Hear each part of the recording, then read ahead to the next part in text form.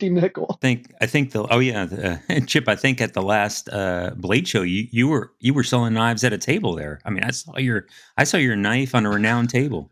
I did. The Forged in Fire contestant, Jason Fry, and who also has his own brand out there that is his design being made by a third party at such an impressive knife that my knives were worthy enough to be sold at his table. And you're going to make me get a bigger headset for my ears. No. Basically, you need to spend more time at your table because that way I don't move yours to the back and put mine up front. Oh, there you go. When you're off teaching classes, I am at the table selling my knives on your dime. Spitting on your knives while doesn't he's that selling bring? his. I think Alicia will hunt you down for that. I was going to say, we'll do a disclaimer. Doesn't that bring brown bagging to a whole new level? Yes, there's definitely a disclaimer there. Table no fever. Knives were actually sold at this table, or no Shagman knives. You're listening to the Knives Templars. Get ready, y'all. We about to Bobby Boucher you. Bam! I got a piece off of the wagon that Sam Houston used to take JFK to the moon. Pinto sauce. I like that. Pinto sauce. You're tuned in to the Knives Templars podcast, featuring Odisir Special Sauce Pinto.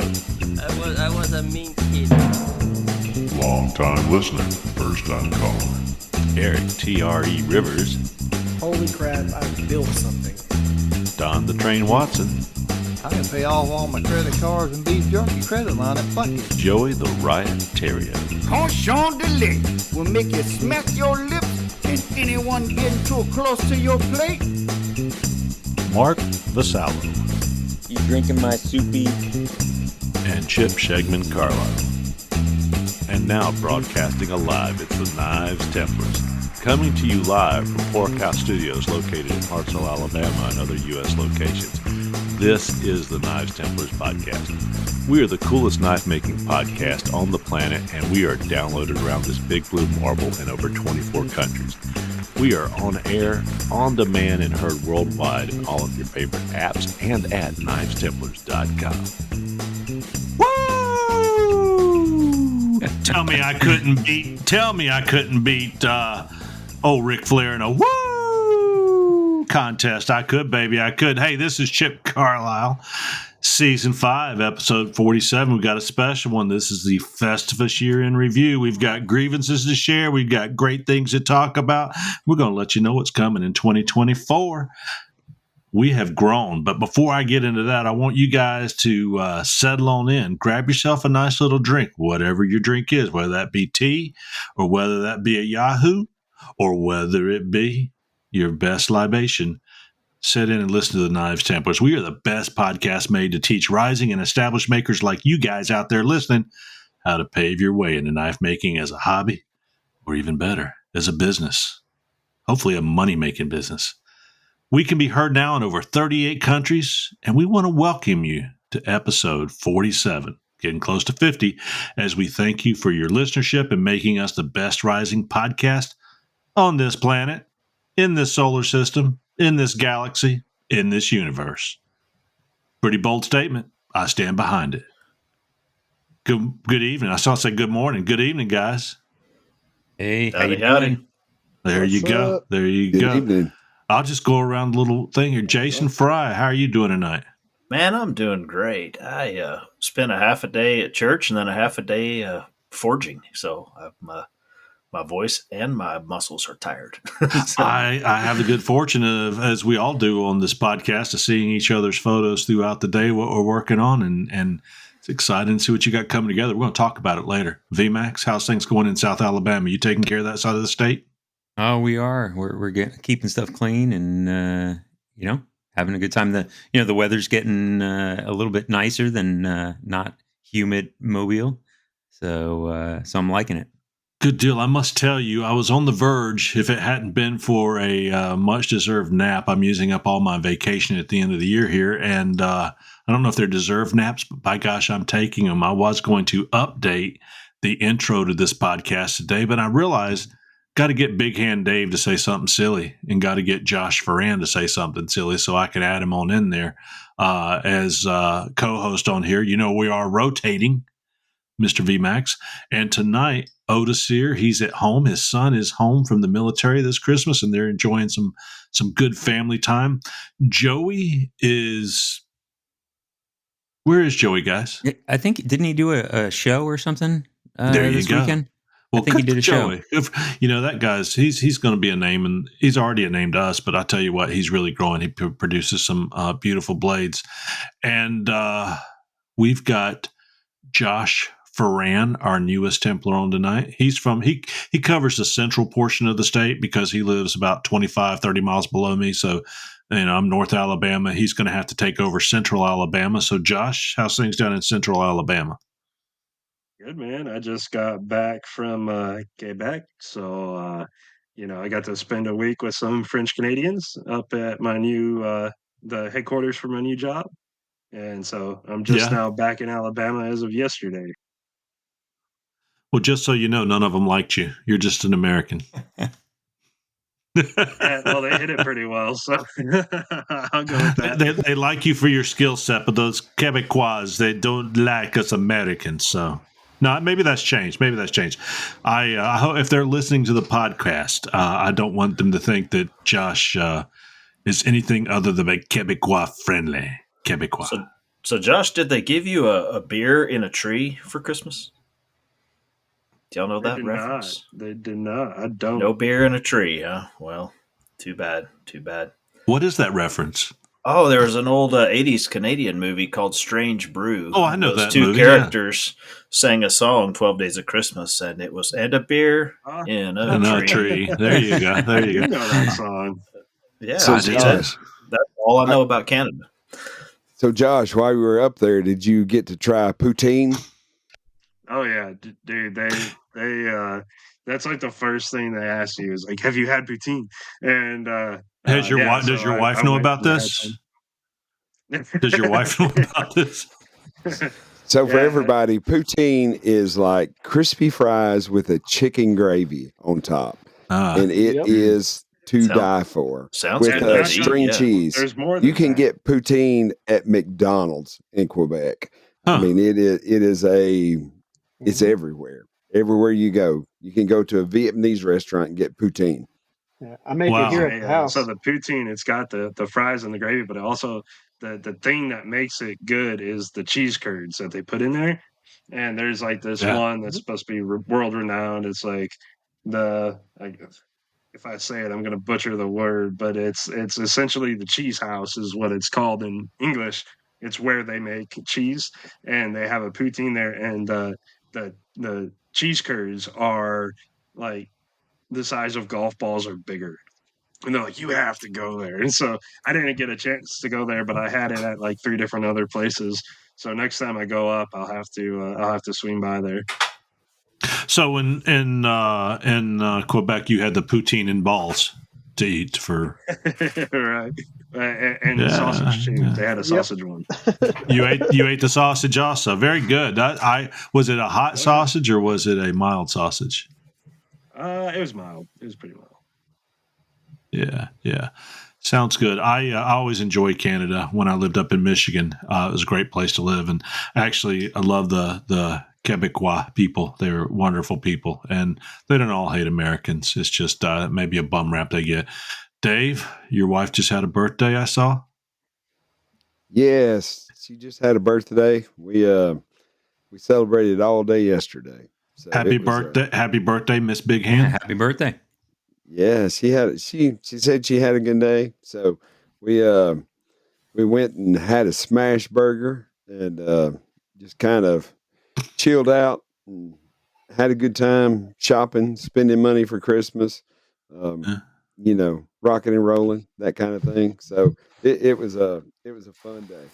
David actually he covers the northwest side of the state of Alabama for us, and just so you know that we've got 2 Texans and 4 Alabamians here tonight. So did you eat that smash burger over in the Florence area, or is it somewhere else? Actually, they were set up at Dick's Sporting Goods in Florence. It's Smash Burger, and it's a food truck, and they're located out of Tuscumbia, and it is.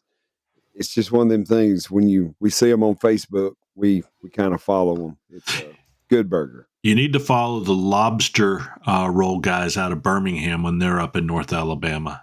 They get in fresh lobster, I think, daily from Maine, and they travel up to North Alabama, but they're usually somewhere in Birmingham, and great lobster rolls. So enough of Alabama.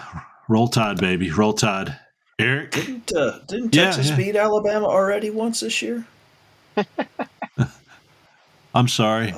I need to repeat that. I think Texas beat Alabama already once this year. He'll probably edit it out. Probably so. You know, Jason Fry's connection's getting staticky. It is getting staticky. It is getting staticky.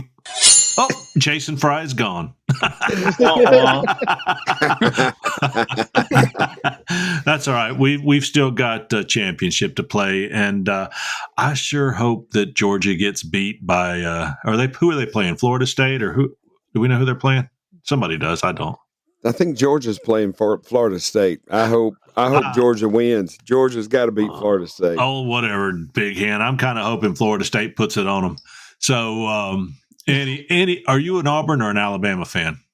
I'm an Alabama fan, but I'm an SEC fan, so I will be pulling for Texas next year.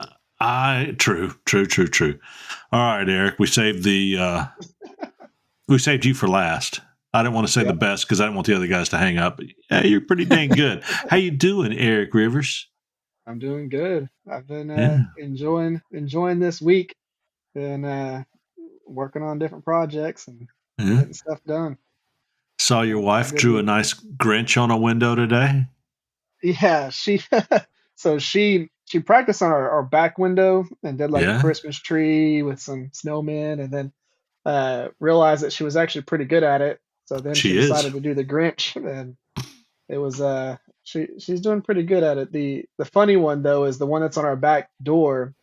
That one is a Christmas tree, and then it's got these two snowmen, and then underneath it, she was trying out drawing like Christmas ornaments, like the round balls and all that. And what it turned out looking like was a snowman graveyard. So she's got all these circles on here, and she did little dots on them to make it look like, Christmas ornaments, and like the little lights and everything. But what ended up happening was when it was all said and done, it looked like there was two eyes and a nose on every single one of the circles, and it just looked like a whole bunch of decapitated snowmen, and they were underneath, like this Christmas tree scene was built on top of a snowman graveyard. Yeah, singing out of Calvin and Hobbes. I guess. Yeah. So the funny part about it is I told her that the first day that she painted it up on the window, and then my family was over here for my youngest daughter's birthday party yesterday, and my brother is looking at it and he's going, that looks like a snowman graveyard under there. And everybody just busted out laughing. He was gone whenever I was talking about it.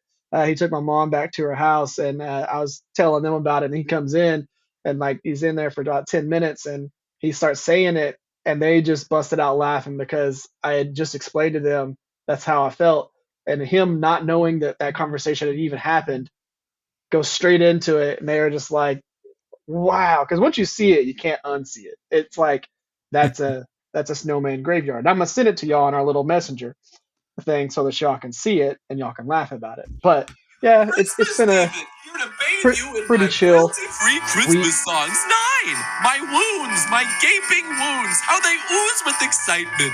Let us begin with a Christmas clone. Decorate tree. Is that's kind of like the song from the Christmas graveyard? Look at my wounds. So anyway, I do want to see this picture. I do want this. Well, I've been on vacation for a few days, and I have taken a knife maker's respite, and tomorrow I'm going to get busy again. But for for the last few days, I've just been looking up how to make the perfect moonshine margarita. And last night, I bought the final ingredient. I got some of that simple syrup. Hey, guys, what are you drinking tonight? Well, here we go. You take a little bit of that blue jar old smoky moonshine because you ain't got a buddy that's put any in your lap lately, and you get some orange juice, you get some lime juice, you get some triple sec, and you get some simple syrup, and you mix it, and you don't measure it. You just kind of it in there until you it right one time. And the times that you didn't do it correctly, you probably overdosed yourself on 100 proof, which is fine because it made the subsequent glasses go down much easier. So either I have perfected the moonshine margarita, or I'm just too far gone to realize it tastes as bad as the first. So anyway, moonshine margaritas. But I've switched over to Michelob Ultra, the beer of old fat men. And I'll be drinking that rest of the night. So one quick one. Let's go around. Marc, you're drinking Cow Chow. Yeah, and in honor of both Don and the fat man in the red suit, I figure some cow and a chocolate chip cookie is the appropriate beverage for tonight's podcast. Fat man's wearing overalls tonight, just so you know. Yeah, all right. All right, just so you know, I'm wearing overalls. Jason, you're drinking. I'm drinking a very boring glass of water. I worked outside all day, so time to rehydrate. Very good. Very good. Josh is drinking, let me guess, milk. Straight out of the cow. Exactly. Yep. That's it.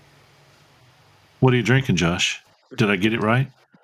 No, I've got a whiskey ginger ale. A what ginger ale? Whiskey. Oh, whiskey. Yeah. Big Hand Whiskey. Dave is H before the drinking W. a Jack's Pepsi, a Polar Pop. I'm drinking a Circle K Polar Pop Dr. Pepper Zero. All right. I drink a lot of Coke Zeros. I like those as well. And we'll bring her on home with Eric. You've got to be drinking Mountain Dew in that room. Right. No. Just some good old flavored water. I saw that in your recent videos out there. You're just mixing flavors in water. Just so everybody knows, Eric is in a Mountain Dew colored room tonight, so matches the dinosaurs. So we figured he looks like a Mountain Dew advertisement. My son loves this Kohler. This is his thing. It is good. It is good. You guys been to knivestemplars.com lately? Yep. Well, if you go there. Yeah. Good deal. Good. Well, y'all, we need to set something up interactive there.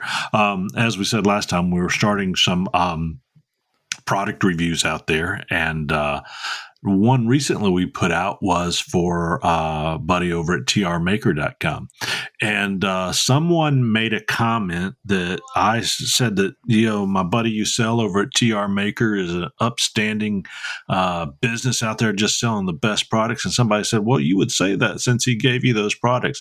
Guys, I want you to know that our reviews are up and up, and actually gave you sell some recommendations for his what do you call it? The come on, help me here. Carbide file guide. There we go. File guide. And he is actually going to include longer screws in it because one of the things was I said the screws that were in there were a little short if you wanted to do integral bolsters. Yeah. And he says, well, hey, we're just going to add longer screws to it as well. So they threw a couple of those in there now. So in addition to that, you can't talk negatively about any of that. But got another. And so upstanding company, great products. People on the internet are going to say what they want to say. I don't argue with people, but I will tell you this. I've got in a nice package, and I'm getting ready to do an opening for our buddies over at Phoenix, and those were sent to me free of charge. But like everything, we're going to give an honest review. So I'm getting ready to start a knife that I'll be using those products to produce that knife on. So our buddies over at Phoenix Abrasives, we'll let you know what we think. And if you go to knivestemplars.com, you will be able to see videos and product reviews and such out there for their shipment they just sent us. And I will tell you, any of you Templars that are on here, if you've got folks that are sending you things, please do put together product reviews and we'll get them out on the site as well, because I know that Eric and Jason, Josh, Big Hand, and Marc are always going to tell you what they think about things, because they tell me how they think about my knives sometimes, so I know they're not going to lie to you. all my belts come from Phoenix Abrasives, and I've in the past 3 weeks I've probably spent, I don't know, $200. Yeah. Through their website. You can't beat that with a Templar as well. Yeah, Templars 10 at checkout. You get 10% off. You can't beat that with a stick. Can't beat it. Well, guys, here we are, episode 47. It's the end of the year, and it is Festivus time. Festivus is almost upon us, and when people hear this, we will be in the throes of Festivus. In honor of our favorite Seinfeld holiday, we present to our listeners the first annual year-end review episode. I am tickled to have David, Eric, Marc, Josh, and Jason with tonight, because we're going to air our grievances from the past year. We're going to continue a little later on with great feats of strength over the last year and how we've grown. And we're going to bring in some of your comments from the internet. So finally, we're going to share the Festivus Miracle predictions for 2024. And Marc, is it you're having a new little blacksmith in 2024? What's that? You and the missus having a little blacksmith in 2024? We are not. No. Oh, okay. So it won't be anything like that. Other than Jason, you've been known to produce kids decades apart, haven't you? I have. I've done that. Yeah, it's on the resume. Any surprises for us in 2024? Oh, plenty. Child-wise, any more twins? Any more? No. The plumbing is turned off, but things are good. Gotcha. Well, I believe the only two on here that I would even predict for that type of prediction would be Eric or Josh. So we'll leave that in. We'll see just what happens. Don't say anything now. Surprise us later. Right. Guys, first I want to tell you about Redeemed Steel. If you go to redeemedsteel.com, they are made up of craftspeople of all sorts: blacksmiths, bladesmiths, metal workers, woodworkers, leather workers, etc. They use their talents to build homes for the homeless, give water to the thirsty, feed the hungry, and share the good news of Jesus Christ. And so much more all over the world. Redeemed Steel is a Christian 501c3 non-profit organization that uses the works of our hands and the words of our lips to make a lasting impact as we serve others. Can't beat an organization out there. Guys, does Merry Christmas offend any of y'all? Nope. Well, if it did, well, Merry Christmas then. Hey, y'all go out and visit redeemedsteel.com and see what you can do to contribute. And if you're someone that's in need or want to grow, if you're having issues in life, reach out to Redeemed Steel and see how they can give you a step up and get you back on your spiritual path and your path in life in general. Anyway, that's all I have to say. Guys, let's move on in. Last weekend with the guys from Redeemed Steel, actually. And, yep, you Billy did. And JoJo Sawyers, yeah, super cool guys. Yeah, very nice, very helpful. Well, do you have a grievance against them? Evidently not. No, I think I finished higher than them in the Battleship Grudge match, so I have no. Yeah, you finished higher than Billy. So that's kind of like in your face, but that's not exactly a grievance. So now I'm telling you, we are moving into the airing of the grievances, Festivus for the rest of us.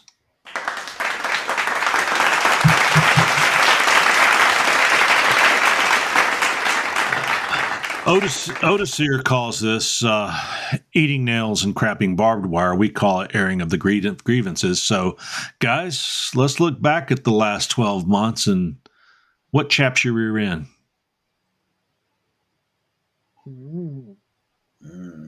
You know, I guess for me, I wasn't, I'm appreciative for everything I have, right? And so especially with knife making, I don't get as much time as I'd like to in the shop. But really, when I was thinking over the past year, it was more grievances that I've had with myself, really, and knife making and things that I either, wish I would have done differently or maybe I wish I would have done it all.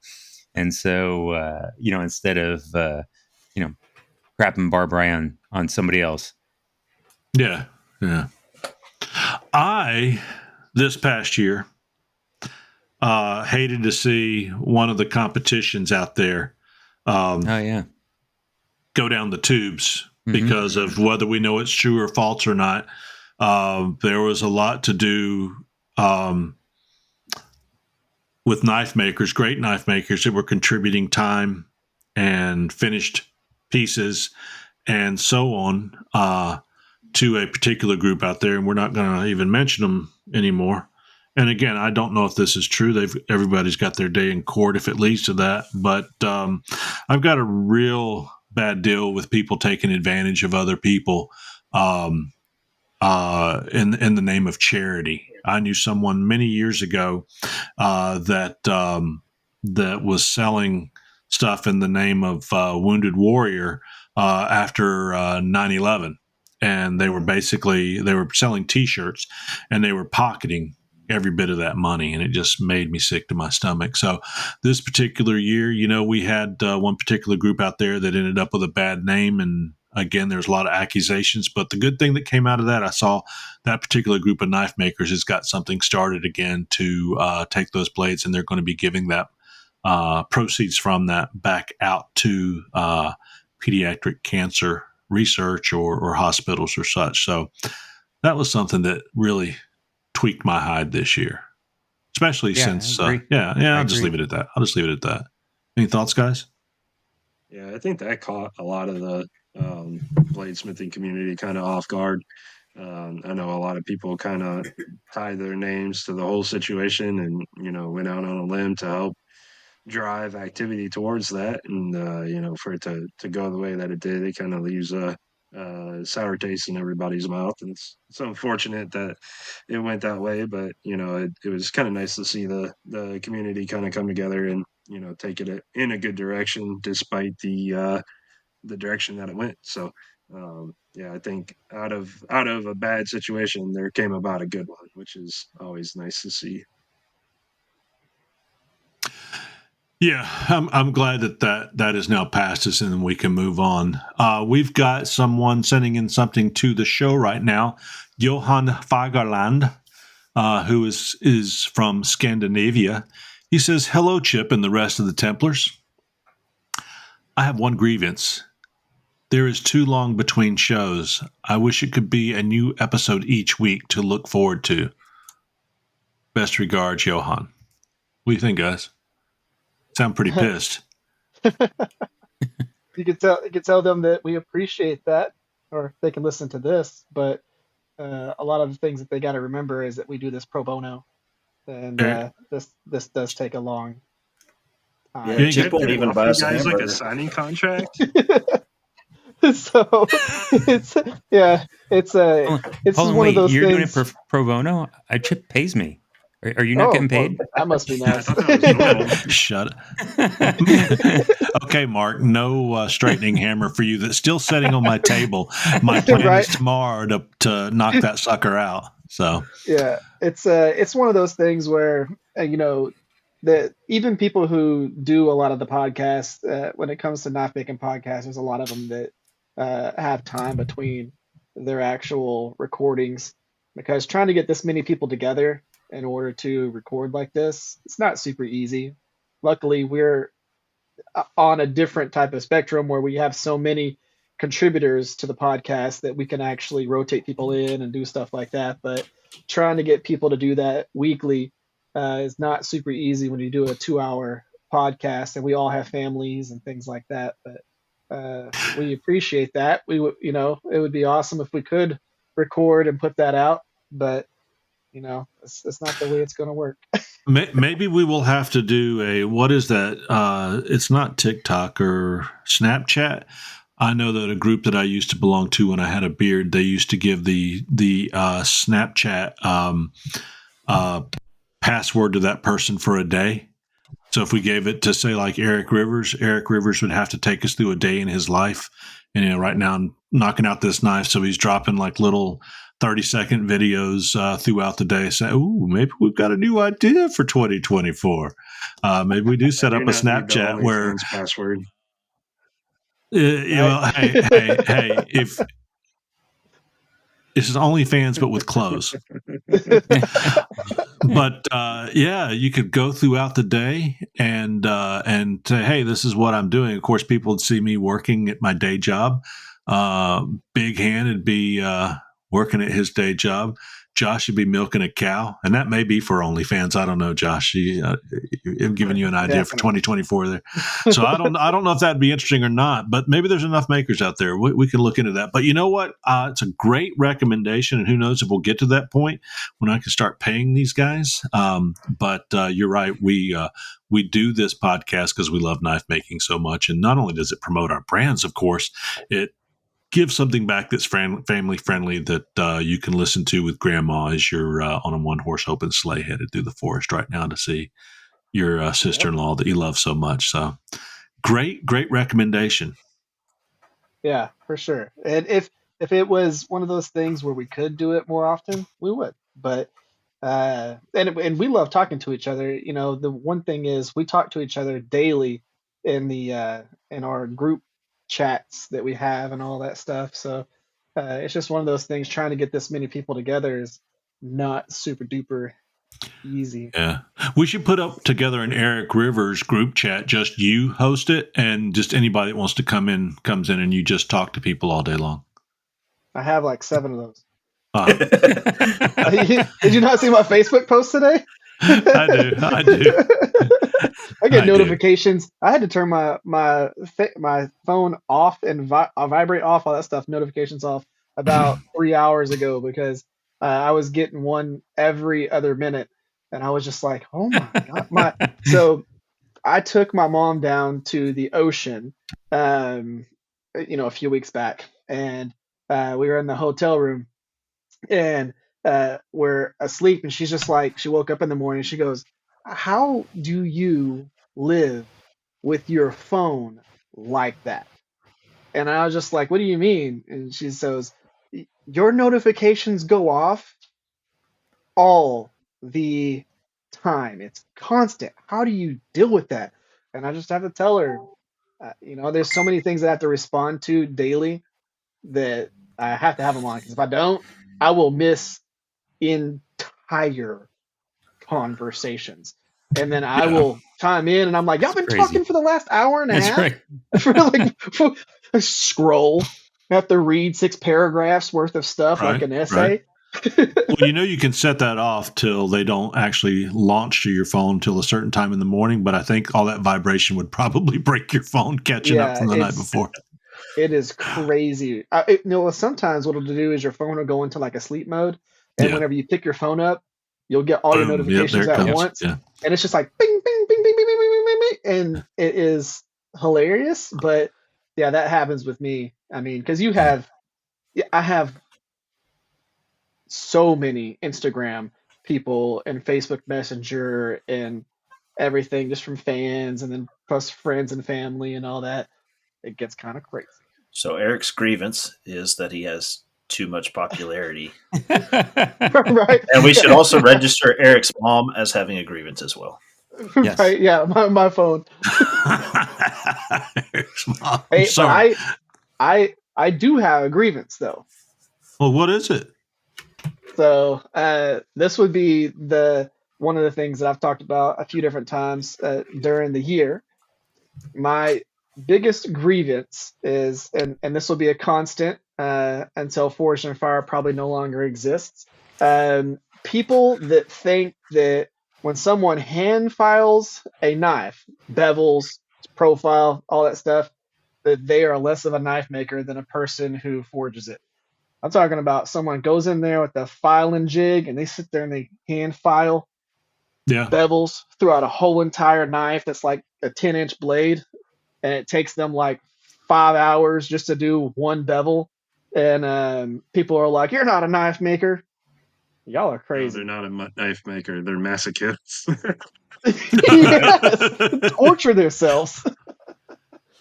I'm telling you right now, someone puts that much work into a knife because they might not have all the fancy tools that a lot of us have, but they still want to make a knife and they're willing to put that effort into it. You gotta congratulate those people because they're doing more work than a lot of other people out there.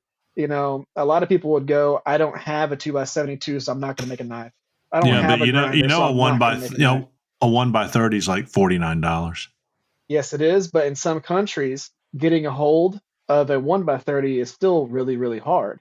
It's really easy for us as Americans to be able to go, oh yeah, we just run out of Harbor Freight and just grab us a 1x30. But if you live in like uh, the Czech Republic, they're not seriously going to hop down to the whole Harbor Freight. Or you live in Brazil or like Argentina or something like that, you're not going to go and spend $40 on a belt on a 1x30 whenever $40 is a absolute insane amount of money there because Don't make me feel their money's guilty. garbage. Don't make me feel guilty.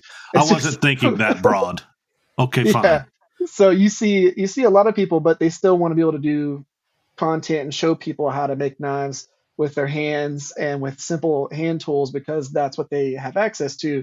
And I just think that people should really appreciate the people that are willing to put that much effort into something so that they can still be a creator. And it bothers me so much whenever I go through and I watch those videos and I'm like, heck yeah, thumbs up, you're a badass. Like you're awesome. And you got all these people going, you're not a knife maker. I saw Forged in Fire twice. Yeah. I've never seen Forged in Fire. They got. Never watched Forged in Fire, and I'm 2 years into saying that now that I just can never watch an episode now. Sorry, Jason. It's a matter of pride for you, huh? It's like when the Detroit Lions didn't win for years, and you just like, why do you want them to win now? Because you're setting a record. It's like, yeah, it's like So Chip has formally aired a grievance against Forged in Fire for the record. Formally, but I will tell you this: Forged in Fire has created more new have. knife makers than anything. See, Forged in Fire didn't create me. I've always wanted to try making a knife, and that's part of it. And I've watched snippets from the show on YouTube, and I've seen snippets of Jason and Josh and others. You can even find the one out there where Howard sets the barber chair on fire. But the thing is that it's a matter of pride now. I'm very respectful. A lot of the makers that I associate with are from or have been on that show, and they're wonderful makers. It's just the matter of the show. It's just, I like the show. I'm sure it's good. Fair, I didn't watch the show until I had the opportunity to go on. So, I mean, like it was like on in the background and stuff, but I didn't like watch it a whole lot until Josh talked me into applying. I didn't have cable, and so I never watched it at all until it was time for me to go on. And then I found a way to watch as many episodes as I could just for studying to see what kinds of things they like to throw. Yeah. I like Josh's story where he says that they called him and he told them, all right, now I'm strapped to the side of a rocket. When Ferran was called to be on the show, he was strapped to the side of a rocket at the time. So that was kind of a cool story. Yes, it was. Yes, it was. Hey, I'm a knife maker because of it. Yeah, you're a knife maker that wants to get on the show. Eric, I will make a point. If they call you and have you on the show, I will watch Forged in Fire from that show on out. Ooh, it's a challenge. I just need them to make another series or another season. Yeah. He wouldn't give up the beans there at last weekend, Josh, right? No, he didn't. He did not. We asked him if he'd do another series. He didn't say. Jay, we're talking about Jay Nielsen, right? Yeah, he was wondering if they were going to renew the next season or something. I thought, didn't he? Well, I think even if he knows, I don't think he'll say. Ah, true. Yeah, there's a lot of non-disclosure stuff in that industry. Yeah. His response was kind of along the lines of like, we don't know what's happening until it's happening. Which, I mean, given how my episode went, I wouldn't doubt that too much. But I'm sure they're slightly in the dark. But yeah, a lot of NDAs. So, do you have your Forged in Fire champion banner that hangs above your wedding bed? Your matrimonial bed? Do you hang it in there? No, just my my racing banner from the old racing. Your racing banner. Gotcha. Hey, Jeff Jones, renowned knife maker, joined us in the TRE. In 60 seconds. Yes, in the I got that. Anyway, Jeff Jones, renowned knife maker, member over at TRE Workshop, says, my grievance is that Erick makes his stuff look way too easy. Come on, man. Struggle with forging a little bit at least, so us mortals can feel better about ourselves, or at least me. Erick? Oh, Jeff Jones. Well, I'm sorry, but I would say that I'm not gonna say forging comes natural to me, but I did have a little bit of help with being able to watch myself forge for hours and hours and hours and hours and hours editing video to kind of figure out what I needed to correct. But I enjoy the art of forging knives, and being able to create what I can create is absolutely a blast. The actual couple of projects that I'm debating on filming is forging out a fork, spoon, and a set of so a fork that you would eat with, and then also a fork to flip steaks. So I'm gonna be working on those, and I've wanted to do a spoon for a little while. I'm thinking about doing one of the ones with where you actually forge the brass spoon, and then you actually do your handle, and then pin it together. I'm gonna do probably one of those, and I'm just gonna actually forge an actual spoon out of a piece of steel. And You have a those are swedge, my or are you next going couple to of use like a projects. piece of wood Wood. for the spoon? Do you Yeah, have a do it in swedge? a bowl. Yeah. For the spoon? No swedge. No, I don't have a swedge for it, so it's just gonna be using a piece of wood. I wish that I had one of those It big works really well. blocks. Yeah, I wish I had one of those big blocks, but I don't have one of those yet. The ones that the swage blocks. But Josh Howard's got a good deal on one right now. You just got to drive over to North Alabama to get it. And it weighs like 300 He's pounds. been advertising it. Yeah. Yeah, I touched it. I did. But yes, those are the next projects, just because I want to do it. But I'll tell you, I'll get into the things that the feats of strength whenever we get into that. It's also has to do with forging a little bit. I say forging a little bit, forging a lot. But whenever we talk about that, I'll hit on that part. What the heck does that have to do slowing down? This man buys us drinks at Blade Show. I just need you to tell him you're going to slow down and make him feel better about his forging. No, I'm not going to slow down. It's not going to happen. Okay, Jeff, I have nothing to do with the speed and confidence that Erick hits steel with. So hey, I'm in your park. You buy me a beer, I'll buy you a beer. But, I can't control what Erick Rivers does. Forge a few hundred knives, and you'll get used to it eventually. I have forged a lot of knives. I mean, I did 30 in a week and a half. 30 profiles. So there's not a lot and those were all forged by hands with no machinery. So if you just spend the time and you just forge the heck out of an absolute ton of knives, eventually you'll get to where you're more confident with it.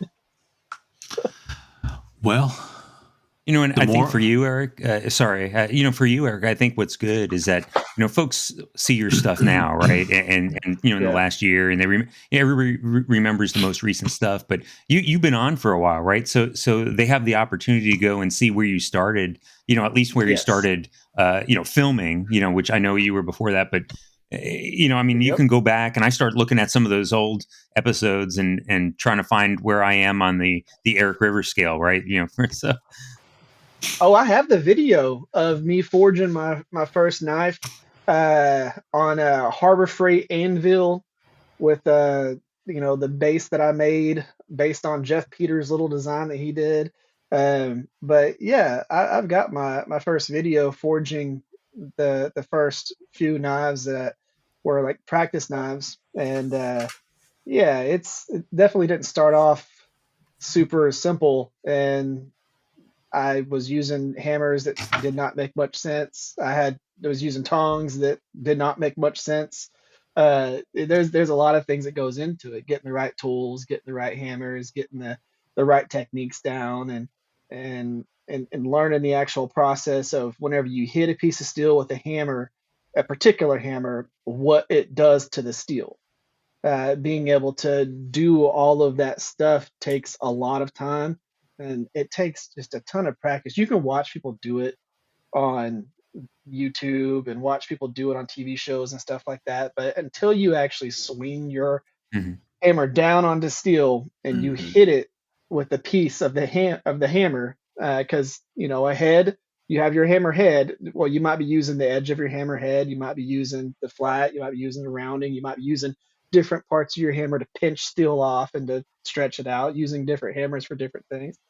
A lot of that just comes with actually taking a hammer and hitting it on steel and realizing what it does to the steel, and then you can kind of go from there. It's interesting, but it just takes a lot of time and effort. And whenever I first started, I was only forging a few knives. I was still doing a lot of stock removal, and then it just took a whole lot of time. And I don't even know how many knives I've forged to this point, but I watched a thing from Neil Kawamura a long time ago that he was talking about whenever he first got into this, what he did to get himself to where he was comfortable with selling knives.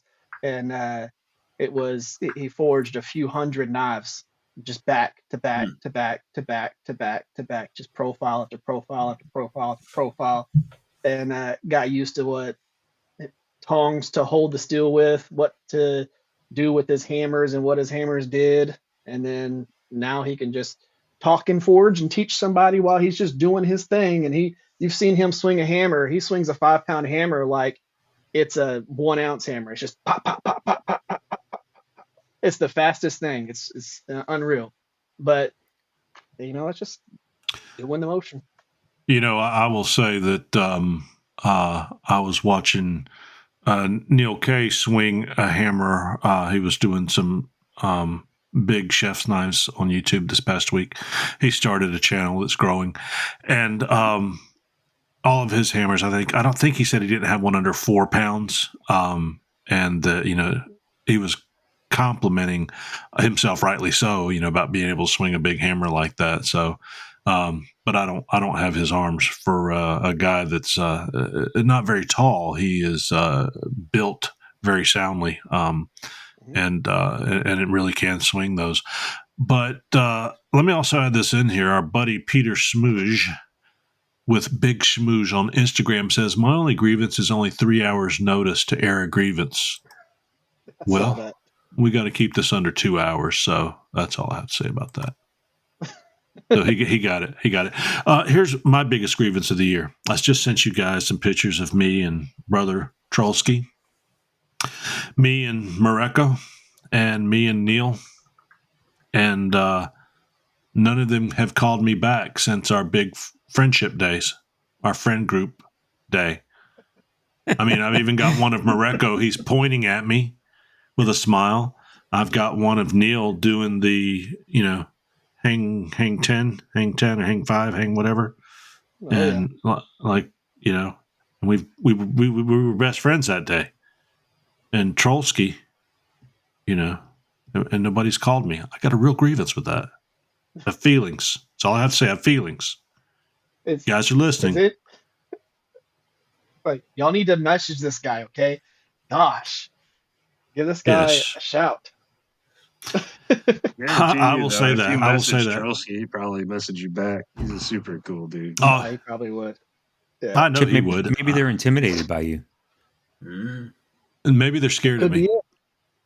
I mean, you are a podcast personality, so. Well, I know I'd have a lot of celebrity, but I think they're probably up there with their celebrity. So I don't know why we couldn't both eat from the same shrimp buffet. That's right. So you are a Bigfoot expert too. That intimidates a lot of people. I can answer any question on Bigfoot. I certainly can. You guys have any questions? Think about it. Throw them out there. I can answer them. Are Bigfoot's hands as big as their feet? I didn't get a chance. I was out in the forest one time, and one of my experiences with Bigfoot, I saw him and I looked at him and I was like, Bigfoot. And he looked at me and smiled and pointed and said, tiny wiener. Hurt my feelings. It hurt my feelings. So anyway, I've gotten over it. I haven't gone back to that particular forest to see that Bigfoot again. He lost his opportunity, but hey, I'm always out there. Had a good experience this past week at hunting camp. I can always talk about that later, though. That's not necessarily a grievance. That's a celebration. So guys, any other grievance this year? Because I've got one I want to bring up. I'm kind of like Marc. I try to live my life without grievances as best I can. I was looking up this Thoreau quote that he says, "A man is rich in proportion to the number of things he can afford to let alone." Right. Mm-hmm. So part of being rich is not worried about stuff to me. Yeah. But I would say this has been a year of swings and misses for me. A couple of years, honestly. Of reaching for things that didn't quite pan out, job stuff, knife stuff, having, aspirations or abilities, expectations for myself that I don't quite always live up to. Right. Like I say, I have a grievance about that for sure. Because, there's this idea that, maybe if you work harder, it all works out. Sometimes it does. There's the idea that, you got to be lucky. I'd rather be lucky than good, right? Is a thing, right? But I don't know. That's kind of where I'm at for the year. Honestly, is man, I'm working hard and I've done some good stuff. And we'll talk about that in our feats of strength. But I don't know. Well, you do luck comes into skill because you got to put yourself in place for it. But the timing, which can be considered luck, I was there at the right time for that opportunity to express itself and then be successful in it. So, it's where I've gotten to myself in my life and privately and professionally has everything to do with being in the right place at the right time. And I can't say I always put myself there. It just I was there when it happened. So, and I would say that again, the reason I bring this up is not to be all around, poor me, whatever. I didn't win all the things, right? But to say that, we are in our own ways successful, right? We're on a podcast, we make some knives, we have day jobs, we have families, right? We do a lot of good stuff. Except for Eric, he doesn't get paid. Nope, definitely not a day job. I just have a day labor thing where I don't get any money. There you go. But for me, those misses really push me. They really push me hard. Not down, they push me up. They make me try. They make me try again. They make me try harder.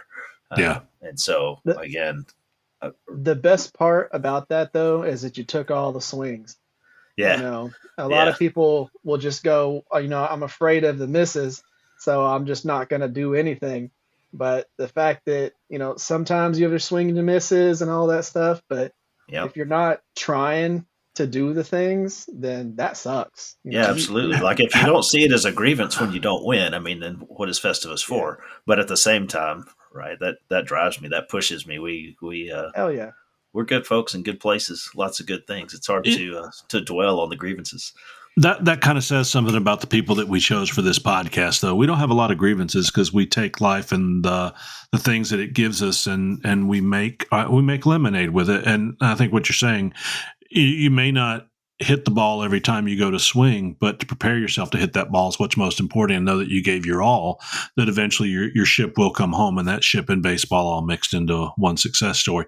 But how many of you guys get up on Friday morning, or in this case, Sunday morning, and go, man, I can't wait to be on the podcast tonight? Every one of you? Oh, yeah, every one of us, of course. Oh yeah. How many of you, when you get off and we get done and we say goodnight, feel like, hey, that was great? Oh, I always like being on the podcast. 100%. Yeah. So that's my point. Is that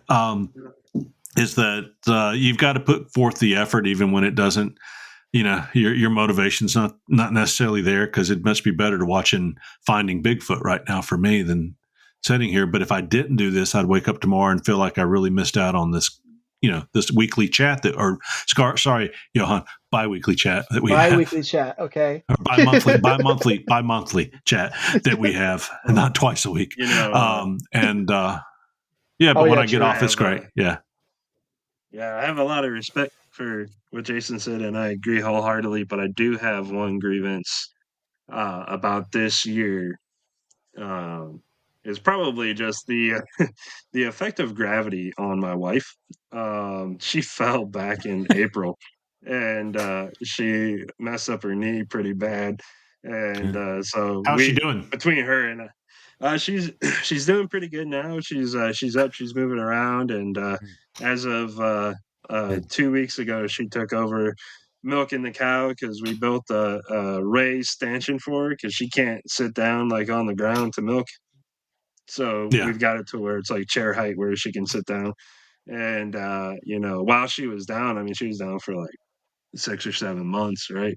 And so I had a lot of big plans for this year. She had a lot of big plans for this year, and we had ideas of what we wanted to do and all of that stuff. And it came to a screeching halt.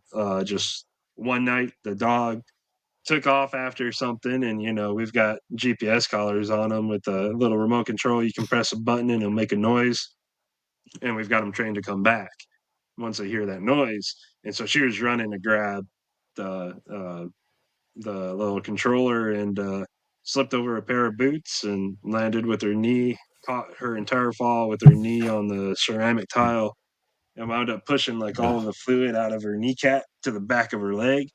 And as a result, I mean, we've got a small farm, and we've got animals that rely on us for their survival and things like that. And so a lot of my time that was initially dedicated to making knives and things like that this year was spent just kind of trying to attempting to step up and get everything covered for her and all of that stuff. Because I mean, it's just not that she didn't want to do anything, it's just she couldn't walk. I mean, she was stuck on the couch for a long time. So I think that's my biggest grievance this year is gravity. It's been a big issue for me my entire life, and apparently it's affected my wife too. So, but I will say though, a lot of good did come out of this year, and situations happened that forced us to do stuff that we had no plan on doing or whatever like that. But in the end, it worked out, and I think that had that not happened, I probably would not have gotten the job offer that I did recently. And it's a great opportunity for us to do what we want to do. And so is that the OnlyFans you were talking about at the beginning of the show? Is that the OnlyFans you were talking about at the beginning? No, I was talking about the knife making OnlyFans. This is a completely different one. Yeah. Well, I'm going to go on a little bit of a road trip here. Let me walk you down grievance lane. Here we go. 2023. I don't know if it's my year in grievances, but here we go, guys. I don't care what you guys say. I don't want to hear a thing from you. I don't like any of you because you make better knives than me, but I will catch up with you. That's number one. Number two, Marc, it's time to shave the beard off because you're making me completely freaking jealous. You were a boy-faced Air Force guy for the longest time that I've known you, and now you've got this rockin' Van Dyke going on, and I can't grow a full beard yet because I'm not allowed to, but it's coming, and when I do, I'm going to throw you out of the water when it comes to beards. It's a good-looking beard, but I don't like it. Number 3, I love my country. Can I tell you very clearly how much I love my country? I love all 50 states in my country, but I am tired of people bearing their chest on the White House lawn. I am tired of whacked out dance recitals in the White House for the Christmas story. I am tired of everything that's going on. This has nothing to do with what party you pull for, guys. It doesn't matter if you're a Democrat, Republican, a liberal, an independent. QAnon. I don't care how crazy you are, but it has everything to do with what in the world is happening to my government, that now we're shooting amateur porn videos in the chambers. The government run amok. We've got to get it under control. And if we as Americans allow this to happen, God help us. I hate this. I hate it. I love being American. I don't care who you're going to vote for in the next election, but please bring some decency back to our country. Oh, and I left out twerking Easter bunnies on the White House lawn at Easter as well. Thank you. And I'm not done yet. That was one heck of a grievance. Right? Well, somebody tell me I'm wrong. You're not. It's okay if you tell me I'm wrong, because I do, as an American, value everyone's opinion. Even if I don't agree, I'm not going to tell you, well, you're an idiot, I don't agree. But somebody's got to say it. But Jesus said, love everybody. Show them the light. You know, I love everybody, but we can't do this stuff as Americans. My next grievance, my hunting season was rocked. I went down on some property I pay a couple $1,000s for every year to hunt down in South Alabama. I will not be going back there. And boy, I'm swinging the grievance pole right now. I am swinging. I went down last Friday or Saturday, and as we were driving into the property down this particular road, these people were kind of blocking our way in. These are the people that live in the trailers along the side of the road. And as we're driving in, one guy decides to drive slow. For 2 miles, I said, don't pass him because we don't upset these people. Supposedly, a group of those particular people went out and killed a couple hunters about 12 years ago on another piece of land, and they're in prison for life. So, but this is a particular group of people that don't value civility in the United States. We go into our property, and because of the rain, you can see where the cars are going in and out. We come out that evening, we go in the next day, and they're driving slow again. They drive up and down this country road out in the middle of nowhere like it's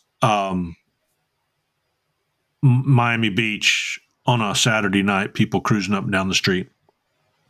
So we spend Saturday morning, and we're hunting. Buddy kills a coyote. And we come out Saturday morning. We go eat lunch at a nice little town. Ate the catfish. It was good. And we go back down, and here's this group holding us up again and just being real asses. Now, we are packed to the 9s and the 308s in our vehicle, so it was very stupid on their part. But I think it's always best to avoid a situation rather than to get into the situation. So as we're coming out that night hunting, because we're going to hunt the next day as well, we are parked deep down in the forest where you can only get down with a 4-wheel drive. We're coming out, and the lights turn on up the road from me to a car about 50 yards. Like I said, you can see our mud tires that have been going out of this property for 2 days. It comes flying down this street in the middle of nowhere 70, 80 miles an hour. I look at my buddy, I go, that's not normal. That's not normal at all. So we locked up the fence, and we started driving down this one-way in road that's several miles long. As we're coming out, car turns its lights on, and he pulls in behind us, and we're driving on up the road. At this point, I've unclipped my SIG. And my buddy, who is a ex-police officer and SWAT guy, he says he's talking evasive maneuvers. He's not talking about guns at this point. And we're going up the road, and all of a sudden there's a car coming the other way with one light on, right around all these trailers are, and he kind of cocks it off to 30 degrees towards the middle lane. I'm getting anxious. I got my hair standing up at this point, and I'm getting ready to let go. My buddy says, hey, if he pulls across, I'm going to go around him off the road and on out of here. And as we pulled up, he pulled over a little bit more, and then we just sped up and shot by him real quick. The guy turns around and follows us a couple miles at normal speeds. And we're not normal. on out to the main road and go back to where on this way back, we decided we're not going camping anymore. And I turned in my keys to that club. I'll never go back. My grievance is I hate people like that. I hate people like that. I hate people that have no respect for life, no respect for citizens, no respect for civility. And that's also another issue in our country right now. So I'm looking for a new hunting club. If anybody wants to bring my celebrity to your hunting club, I'll be happy to do stand-up comedy and bring beers occasionally because I won't be going back to Pine Hill. Anyway. The rough part about that is you're going to this place to just relax and be at the most chill you can. And we were in the forest. While we were in the forest, we were. Yeah, but you come out of it and it's straight into chaos. And it's like, it's one thing if you kind of work your way back into a little bit of chaos, because let's just be real, being in normal cities is chaotic. But there's nothing like going from your most peaceful zone to just chaos. And there's no need for it. It's just you got to let people be. And there's so many people out there that have so much enjoyment over wrecking someone else's joy that it's just crazy. Well, we have seen cars from Texas. It's coincidental you guys are from Texas, but we've seen cars from Texas, cars from Missouri, and other cars abandoned down there with all the windows knocked out, undoubtedly stolen cars, whether they were used in crimes and this, that, and the other. And it's always been a kind of a uneasy one going down there, but this is the first time I've ever experienced something like that. And the first time I've ever had my pistol cocked and ready to start firing. And that scared the heck out of me. And it just didn't seem right. So I've moved on. But I almost got carjacked in Washington, D.C. back in 89 or 90. And that's always, that's another one that sets in my mind. But I tell you what, to have to experience that I've never come that close to firing a weapon, it's kind of scary for me. It was kind of scary that but I will tell you this, I proved one thing to myself. You get my schnit, and by gosh, I will be happy to show you that I am a card-carrying concealed weapon holder, and I will put you down if you try and hurt me or anybody. What is it Charlie Daniels said? I love my country. I love God. I love my country.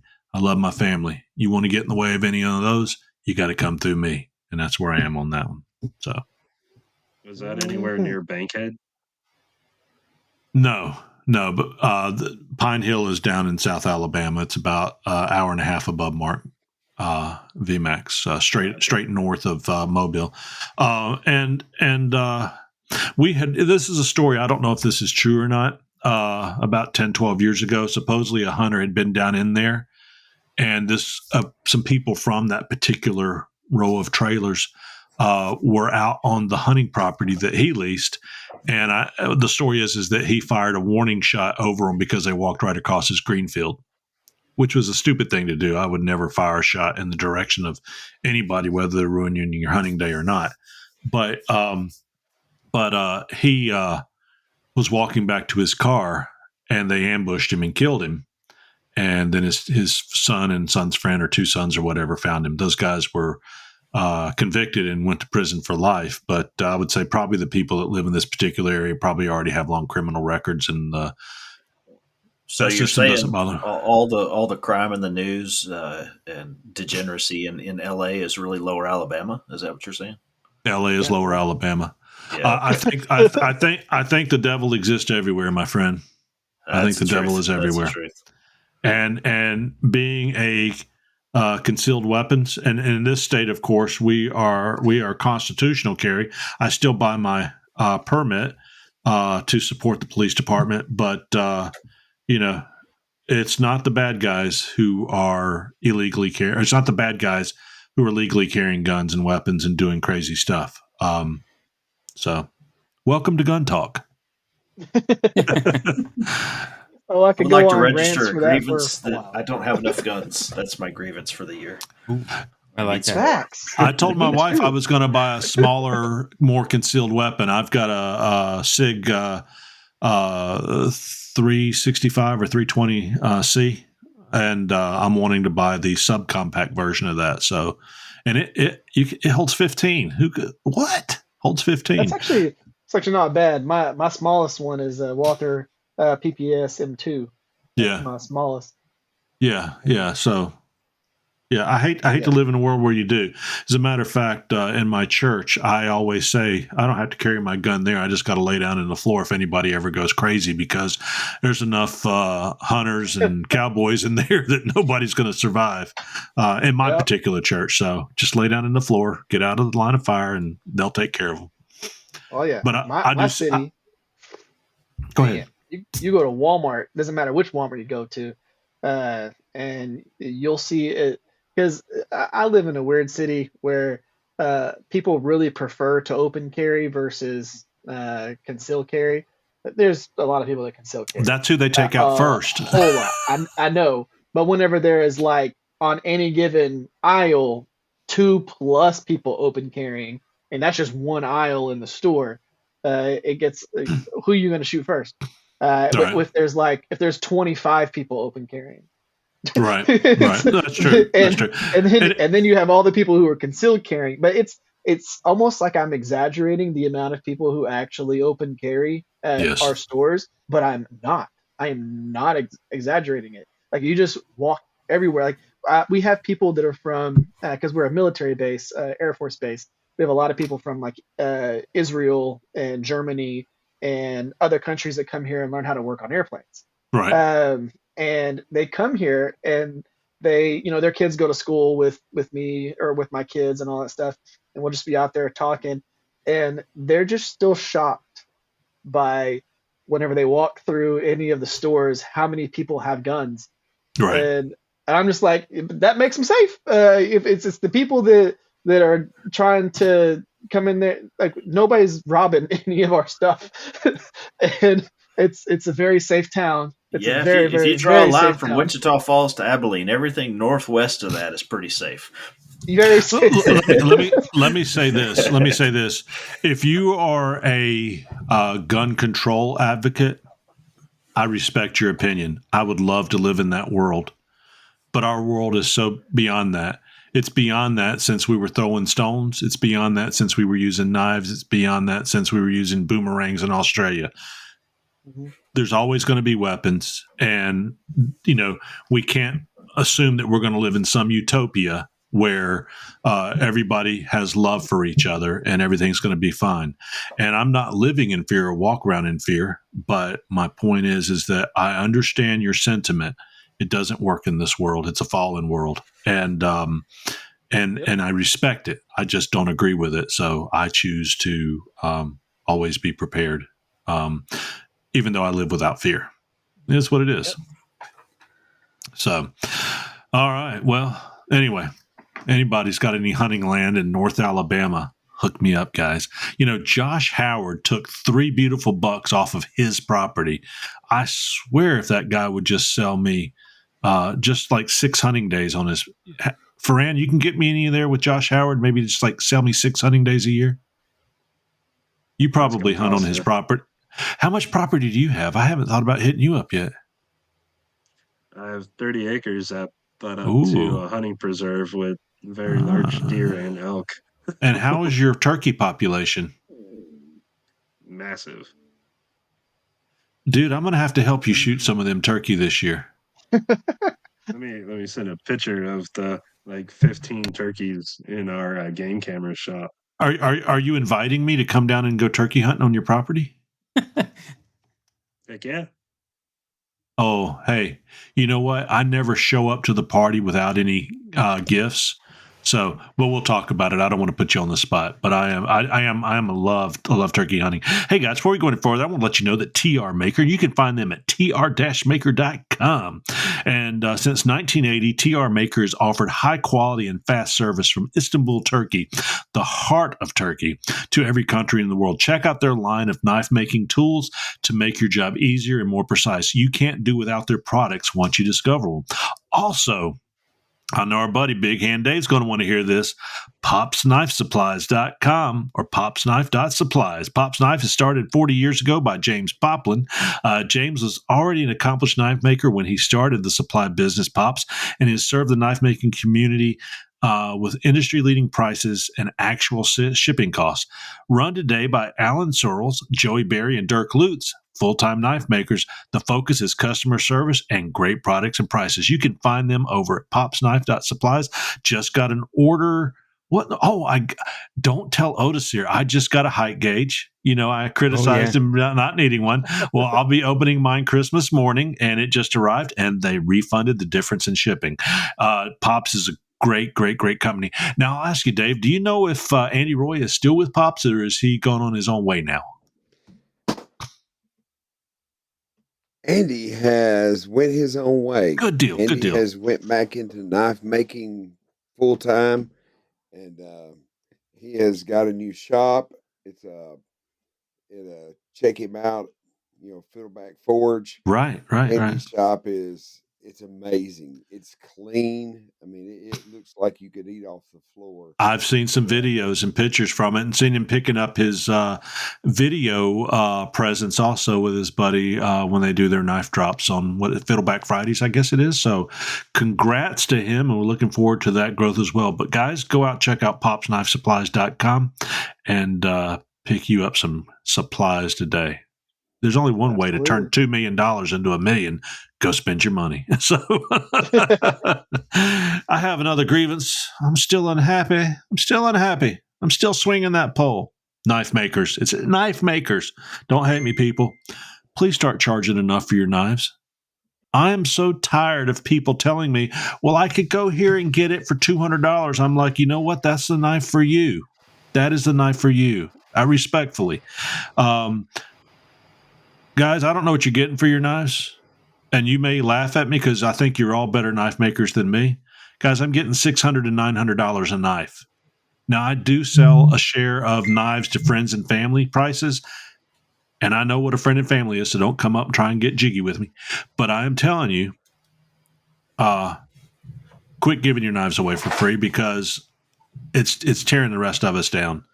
You can't tell me that something you put your heart and soul into making, that nothing else exists like it in the world. Even if you make a line of them like Jason Fry does on his particular knives, everyone's still slightly different, that they're not worth more money.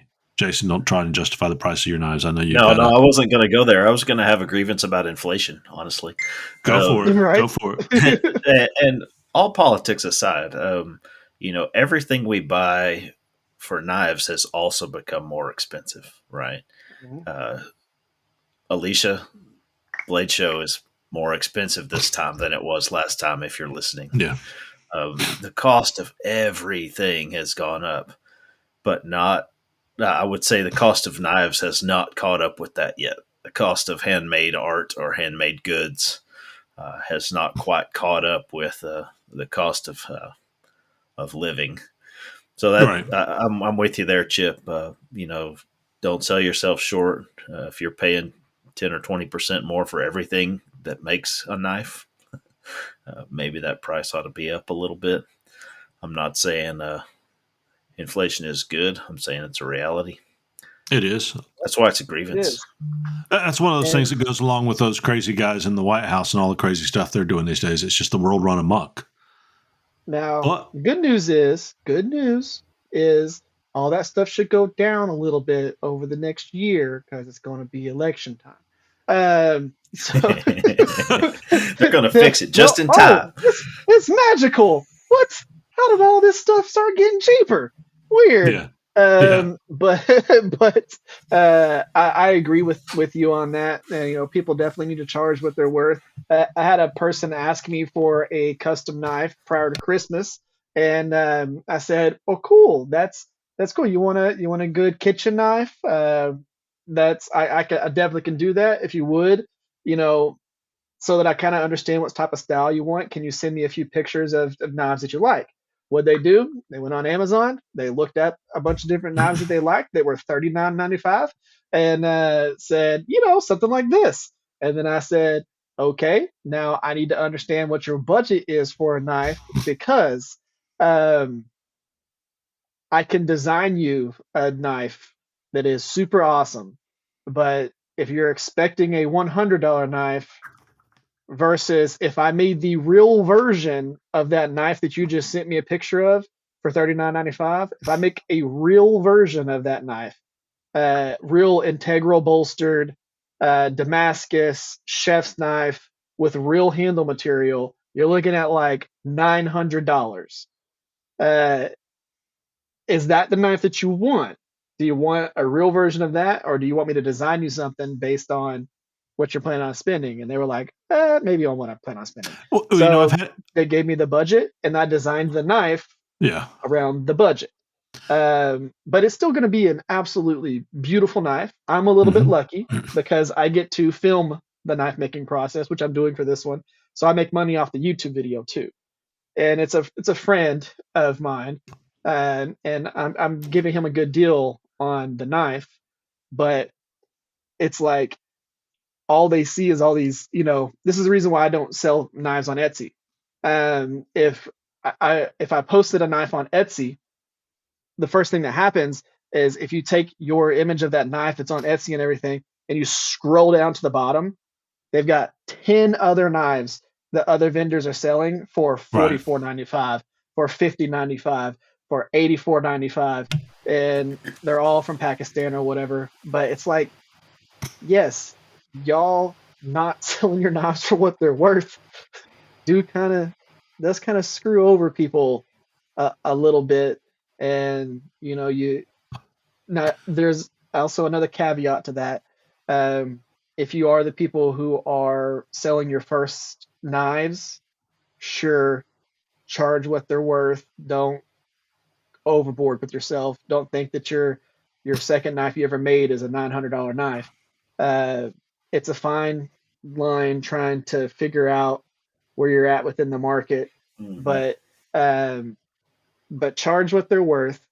Think about how much hours it took you to make that knife. If you're going to have something that's going to have a ton of hand sanding, a ton of handle profiling, a ton of time, if you're going to put 10 hours into a knife, well, if you're going to pay yourself $4 an hour, fine, but you shouldn't be paying yourself $4 an hour to make a knife. That's the wrong profession to be making $4 an hour. Yeah, and I've had people, say, well, I can buy a gun for $400 or $500. I'm like, yeah, it's wood and steel. Same thing as a knife. And the thing is, you're getting something. You won't buy a handmade gun for that much. I've got a guy, Adam Daub, who makes 17th century firearms, and you certainly don't get them for that price. But the thing is you want to go out and buy a $30 knife, go out and buy a $30 knife from your local, place, and it'll cut things. But I do not like it when I see people, hey, I'm selling this for $140. Who wants to buy this knife? And it kind of comes to another issue I want to talk about. Number one, charge what your knives are worth, because you dumb down the rest of our knives. And I was a new knife maker 4 years ago as well. And I understand what you're trying to do.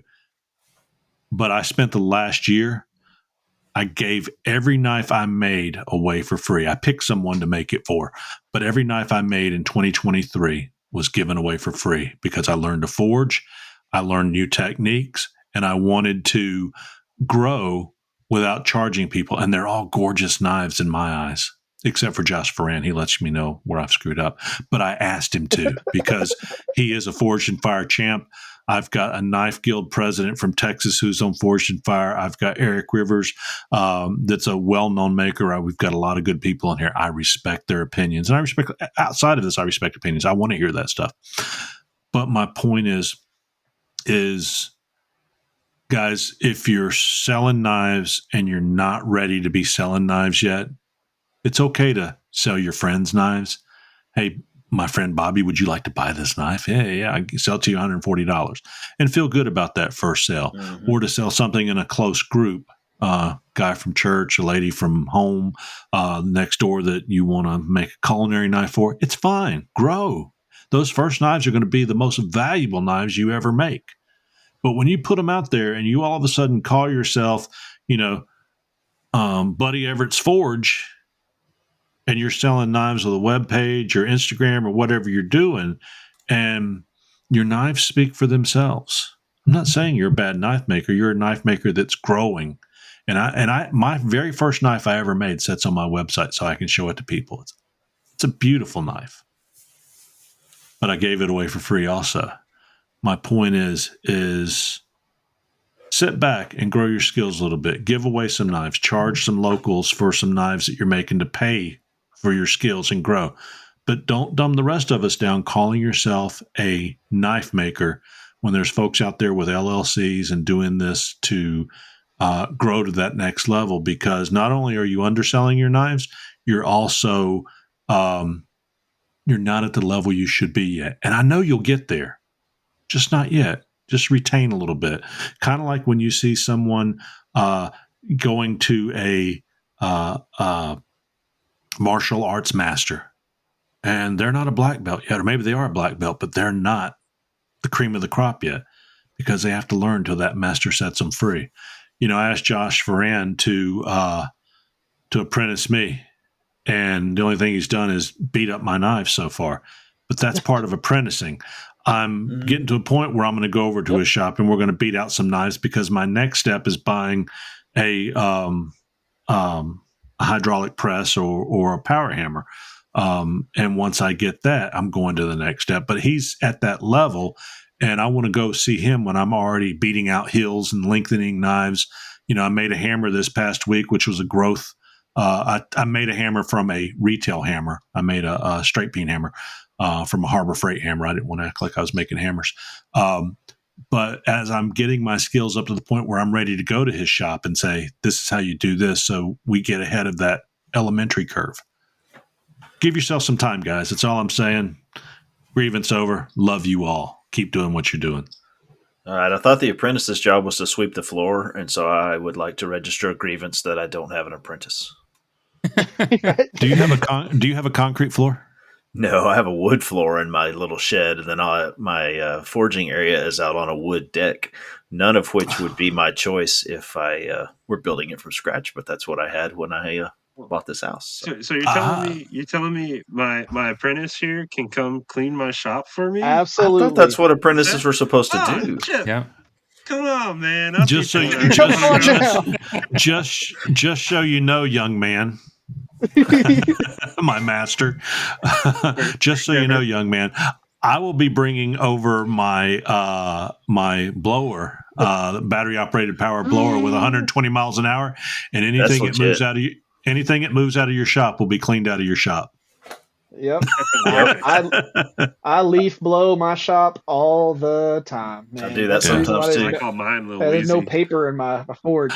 I used to use my air gun, and I was like, leaf blower is like the perfect tool. It is the perfect tool. But hey, listen, I don't want to turn people away and have them think badly of the podcast or myself. It's really just a growth statement. Gauge yourself where you're at, because people will think higher of you as you enter the market, as you get to certain levels, and they're going to watch you grow. And the guy from from Norway that owns my very first knife, that's his most prized knife in the world, because he says he has number one. And as I become a better maker to whatever my level of skill is ever going to be, level of incompetence grows to, that's always going to be the first knife I ever made. And I always hate that I gave it away, but it's valuable to him. And if I ever become a Josh Ferran or a Jason Fryer, Eric Rivers, damn, that knife would be worth millions. So, hey.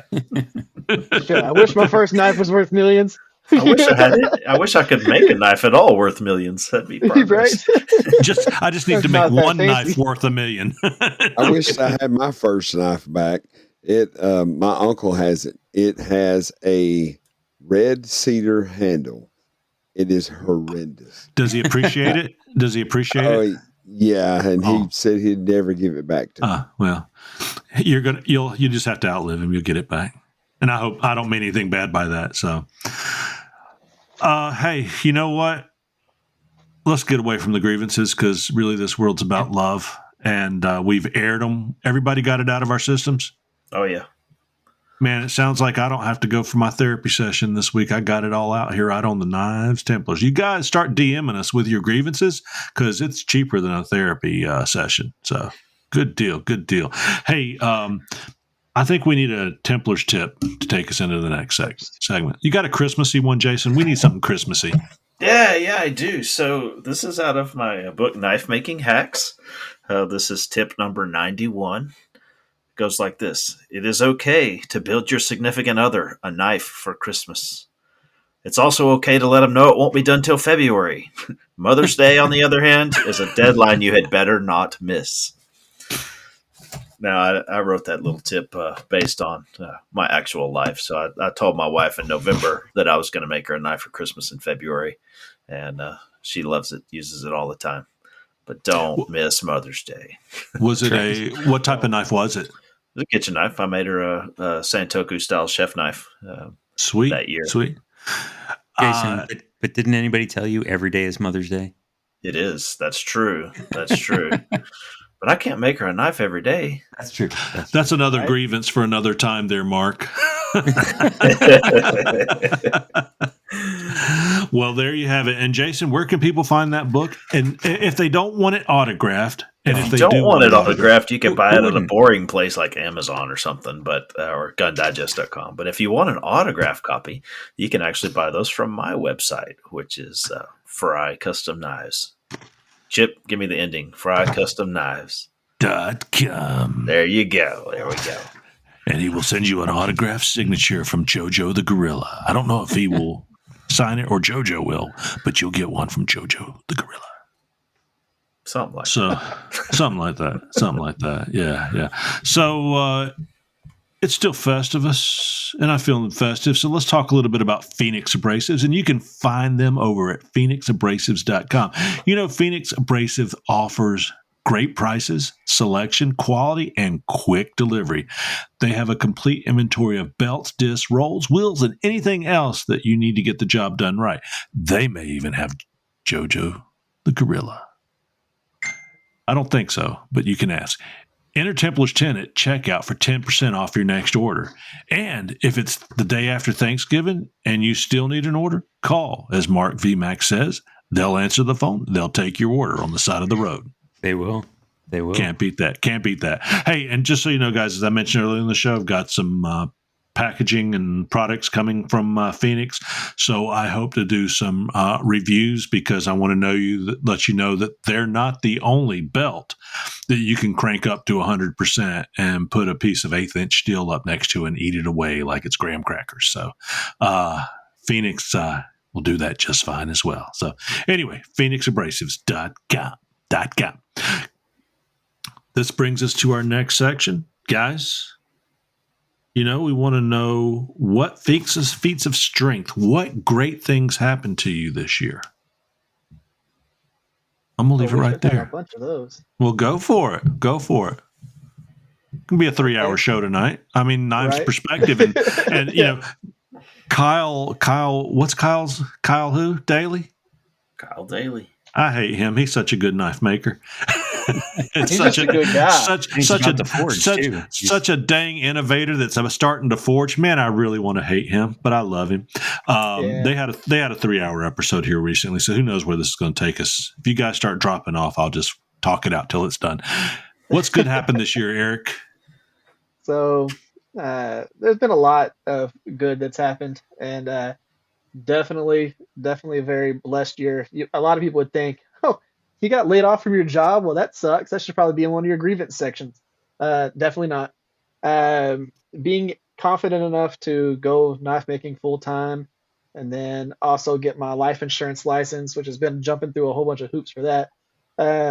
But it's been a really good year, and I'll tell you, feat of strength wise, one of my favorite things that has happened this year is I have officially forged enough that my hands no longer get blisters. I have forged enough that I can forge for 8 hours in one day and not get a single dang blister, anything like that.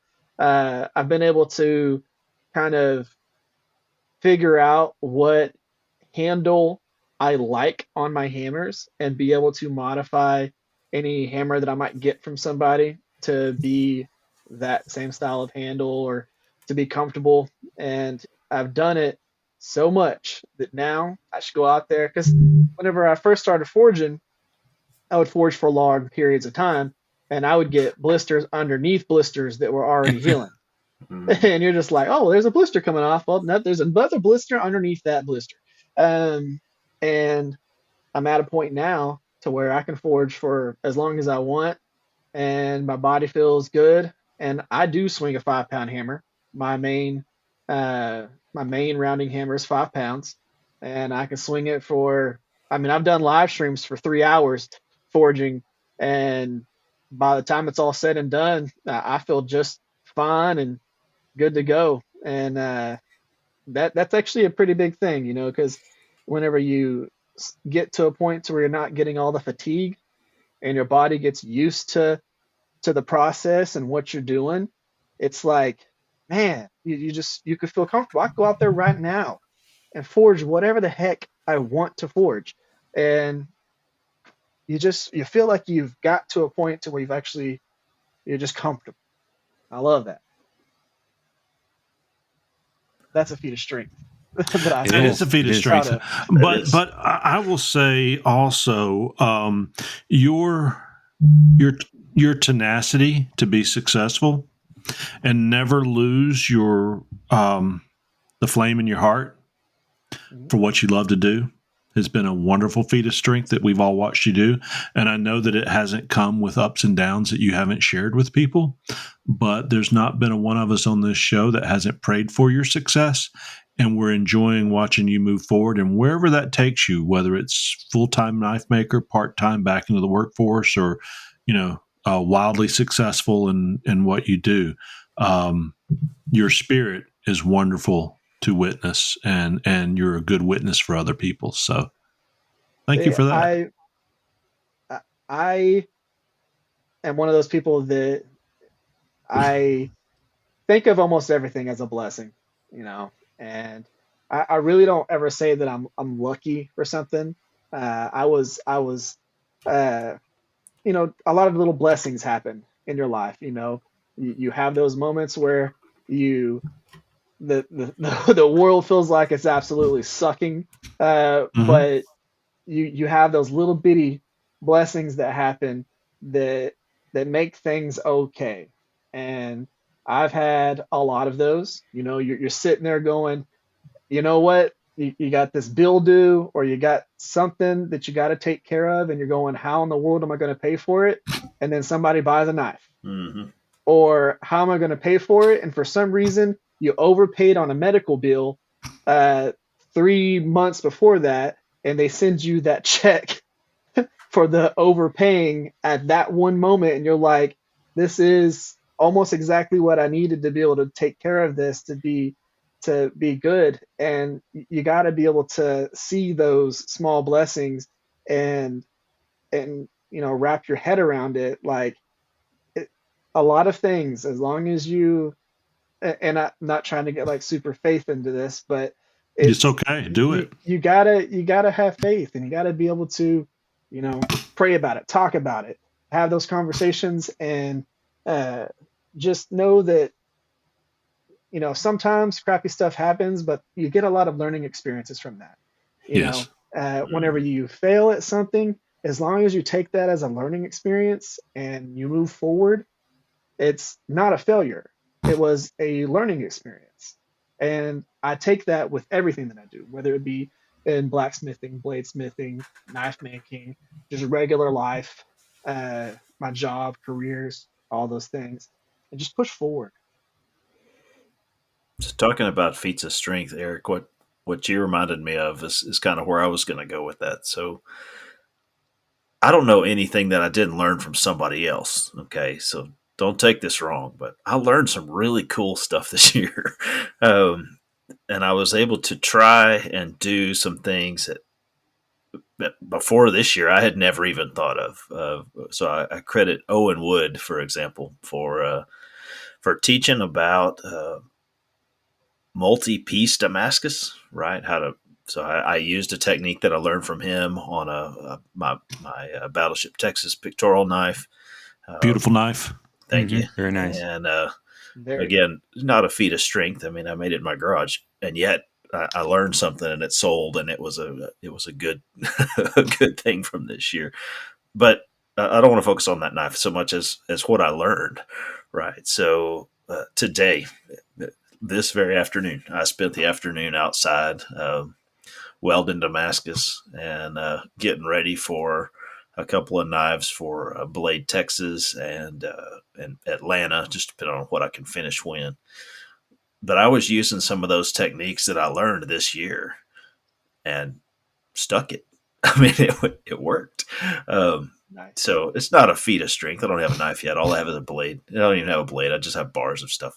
But again, that's something that I'm proud of for the year, is that I learned some things. Not that I've accomplished much, but I've learned something. I'm proud of that.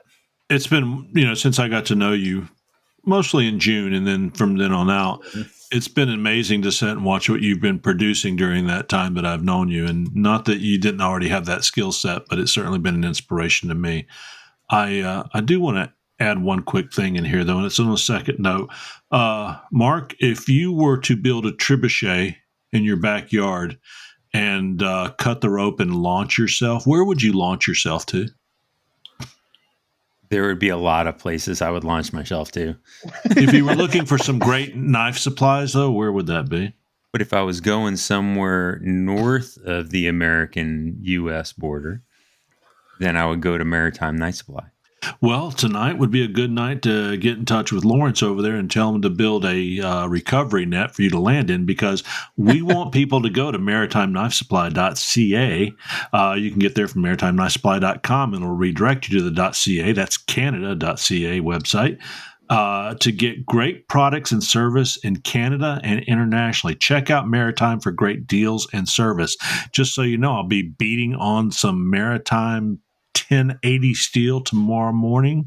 It's 1-inch thick hexagon stock, so you guys can imagine what I'm going to be beating on. So, hey, if you build a trebuchet, point that baby towards Maritime and get some great deals. And I think you don't even need a concealed carry license for a trebuchet. They're unregulated. It would be really cool to make one. I do believe they are. And what would be really cool if you dip your rear end in tar and light it, so you go over a flaming. I would like to see a concealed trebuchet. Right, we're talking about feats of strength, after all. Yeah. Yes, VMAX in his flaming fanny heading over the border. I think that they may see that. You know what? We better watch that, because that may be considered an attack. Yeah. I don't think they would do anything about it. I think they'd just be like, "Oh, he's fine." Are you okay? Did you land okay? Yeah. Hey, I do have a story though. In Detroit, many years ago when I lived up there were some guys that were taking some acetylene bottles and lighting them and sending them over the Detroit River into Canada, across the river, and they did get charged with whatever the charge is for sending projectiles, shooting a missile into another country. Yeah, it was pretty big news back then. So, but just a couple locals just whacking acetylene bottles and launching them across the river. So keep your ridiculousness away from the border. Is that what you're saying? I'm just saying. Could you imagine the 4th of July? Don't do anything that crosses the border. That's for sure. Artillery shells. We would win that, because they don't do 4th of July in Canada. We could just launch at them the whole time, and they would never know what was going on. It's an attack. Hey, do they not have 4th of July in Canada? Well, they do have 4th of July. It just means something totally different. They probably have some independence version of something. So it just goes from 3rd to the 5th? Yeah, well, there's that. There is that. Yes, it does. Well played, Dave. Well played. They do celebrate. Yeah, they do celebrate Military Day. Oh, all right. Well, good for them. I like that. Yeah, that's March 4th. Sorry, guys, I couldn't help it. Bad dad jokes. Oh, hey, the best. I've got mine too. So, hey guys, I have somebody that sent in. I said, hey, I put this out on social media, and I tell you what, the point is, it was that damn Bigfoot that got me to making knives. You ever see one? You'll make knives too. Knife-maker.com. And Guy from BC Blades, he says, you ever seen one? I live pretty close to Falk, Arkansas. Guys, Falk, Arkansas, the legend of Boggy Creek. And Jefferson Tech, it's supposed to be a lot of sightings in the area, but I don't go looking because I can hardly walk, never mind run. And I have been to Falk, Arkansas. I used to fish at Falk, Arkansas down there at Mercer Bayou, and it was a lot like your trailer park story. Yeah. And I said, yes, sir, I have. He said, is that sighting documented somewhere? I can read or hear it. I'm very interested. My wife and I have a UFO sighting. I don't mean we saw it from a distance. We saw it above us just a couple hundred feet, and it truly frightened us. It was close enough that we could make out the symbols on the bottom of the craft that resembled ancient hieroglyphs. And I said, hey, sir, we're going to talk about it on this week's of the Knives Templars episode. So here we go. You guys ready? You want to hear about Bigfoot?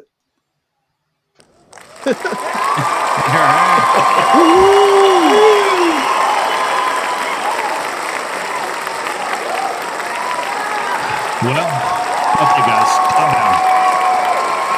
Come on. Seriously, I've told this story before. Calm down. Oh, I enjoy these greetings. It's just a Bigfoot story. All right, a little bit more. Okay, settle down. Got the soundboard popping off. Settle down. All right, here it goes. 1978, guys. We were in Denver, North Carolina. In 1978, I was 14 years old. And we were at Cross Country Campground, where my parents had a camper year-round. And we were up at the clubhouse, which also had a basketball court in it, had a game room, and a lot of times like bluegrass and gospel groups would play there on weekends and stuff, and people would go see them. But we were up there playing Pac-Man and Galaga and Asteroids and all those games that night, listening to the little REO Speedwagon. What else was out in 78? Probably some AC/DC and that stuff playing back then. Van Halen, Eruption and all. Anyway, it was time to walk back, and me and a group of kids, and I was probably one of the oldest in the group, but my sister, who was 3 years younger than me, and a couple kids from the campground, or the camper next door to where we had ours. My brother was there and a couple others. And there was the upper part of this campground, and there was a lower part down around the lake, Lake Norman. And it wasn't Lake Norman. This was a private lake off of Lake Norman, but flowed to it. Anyway, we're walking through this area between the upper and lower, which was very dark, and as kids, it always scared us because it was so pitch black dark through there. Trees were over it, blocked the trees, and it blocked the light. And as we're coming out of that area, we crossed a wooden bridge over a little river, and we look over to our left, and there's something bent over. If you picture like a bear drinking in the water, there's bent over, it's drinking in the water, 70, 80, 90 yards away. It was dusk. And we noticed it and don't know of any bears in that area. It's in between the mountains and the Piedmont of North or Charlotte area. And this thing stands up on two legs, and it looks over at us. And it doesn't have a snout. It walks up this little earthen dam and then goes running down the other side as fast as I've ever seen something move.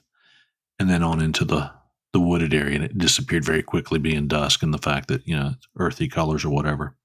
But this thing was sitting there drinking water with a hand. And when it looked over us, could I make its face out clearly from that distance? No, but I could tell it wasn't a bear. And we didn't freak out as kids. We all just kind of walked back to the camper. Probably a little bit in shock of what we saw, but we didn't talk about it. Well, 10 years ago, 12 years ago, whatever it was, we were at my parents' house for Christmas. And we were talking ghost stories and this, that, and the other. And sister lived in a Civil War era house that was haunted. And we got to talk about that Bigfoot story. And everybody's, BS. And, me being the Einstein in the group, I said, pull us separate rooms. Let us tell the story, see how they line up. And we all told the same story. And we came back and somebody told the story that we had told. And they were all like, wow, y'all have talked about this before. So the bottom line is that whether you think I'm a foolish or crazy or whatever, I know what I saw. I know what I saw go down that hill, and I know what it wasn't. So whether you believe it or me or not doesn't really matter. I know what I saw. And that's my story, and I'm sticking to it.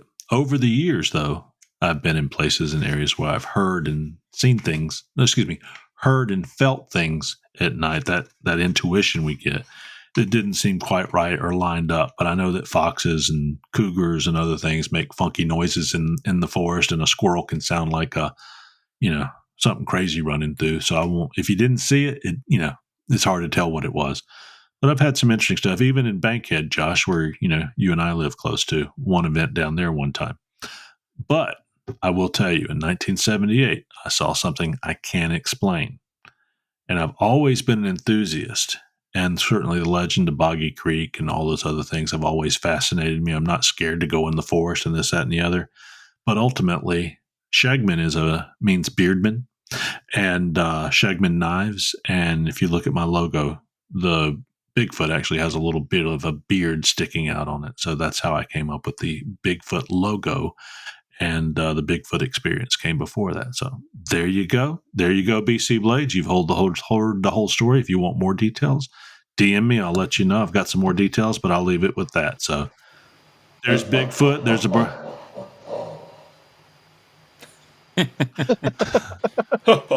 It's an unexplained sound in the night. That was big. That was Big Hand Dave using his what is that software called, Dave? That is called Blue Hub. Blue Hub. I've got that hooked up too now. Do your Bigfoot again for us. Hang on. Let me click back on it here. While he's doing that, I would like to point out that a lot of things can be a UFO if you're not very good at identifying stuff. Hieroglyphs at 100 feet. It's unidentified. It's unidentified. That's true. Yeah. Maybe it was Marc VMAX mooning you out of a helicopter when he was in the Air Force. Do you have any hieroglyphic tattoos? Maybe. And I'll tell you, I let people laugh at me about it, this, that, and the other. But hey, it's a true story. I don't lie about that. And was it the beast? I don't know. I'm not going to tell you it was, because I didn't walk up and shake his hands. So I will have to say, Chip, seeing everybody's face when I did that was kind of priceless. You caught me off guard there. I was like, wow, check that out. So other things that happened great this year for me, certainly joining the Alabama Custom Knife Makers Guild was a blessing in my life to be able to get closer to other great knife makers. As I mentioned, that part of my mission this year was I didn't just make knives for people because I wanted to become a better knife maker. It was part of my Christian mission as well, to identify people who were blessed, certainly had a life that they were spreading their blessings and love of Jesus Christ for other peoples, and finding a way to recognize them through a Bigfoot knife, but through a knife, and to say thank you for what you do, and count your blessings, because God's got your back. So it's been a very, very prosperous this year. And then getting into actually starting to forge knives. I can see where people who forge knives say, if you're not forging knives, are you really a knife maker? No, the thing is, if you're not forging knives, you're not forging knives. That's all it is. There's all types of knife makers, and there's excellent knife makers from all sides. But that's an avenue that unfortunately, I've got 59-year-old arms, so I better hurry up and get good at this before or get some hydraulic presses and some power hammers quickly. But and my arms are doing fine, but it's been a blessing to be able to learn that as well. Josh, what is exciting has happened in your life this year? There's a lot. I was working as an engineering contractor earlier this year. Got to play with some race cars and stuff like that, and that was pretty cool. And then I talked earlier about my wife taking her spill, but a lot of things happened that led to other good things. And like I said, I just got back from training from a new position that is going to be potentially very good for us. So I'm looking forward to it. I've been in my professional career, I've done 3D scanning for about 11 and a half years for inspection and reverse engineering for automotive, space, aerospace, defense, and racing industries. So I've scanned just about everything for almost any reason. And I was reached out to by a company called Creaform. They make very high end scanners, and called me and asked if I'd be up for selling some scanners. So I'm gonna, I've got experience using the product and a whole bunch of their competitors' products and things like that. So I'm really excited. This week is going to be my first week doing stuff. So looking forward to that. I think one of the things that kind of let me interrupt you. I've seen some of the. Let me interrupt you. I've seen some of the scanning stuff that you've done, and also some of the 3D printing stuff you did with that dragon or lizard. I don't know what you want to call it, but yeah, you are probably one of the most technically profound young men I've ever met. So you've definitely got a skill for those things that you touch. I appreciate it. I really do. It's my business name is Josh of All Trades, and I like it. The logo, it's on my hat here, but it's got the hammer, the compass, and a needle and thread. Needle and thread for leatherwork, the compass for engineering, the hammer for blacksmithing, and then the wreath in the helmet was for racing.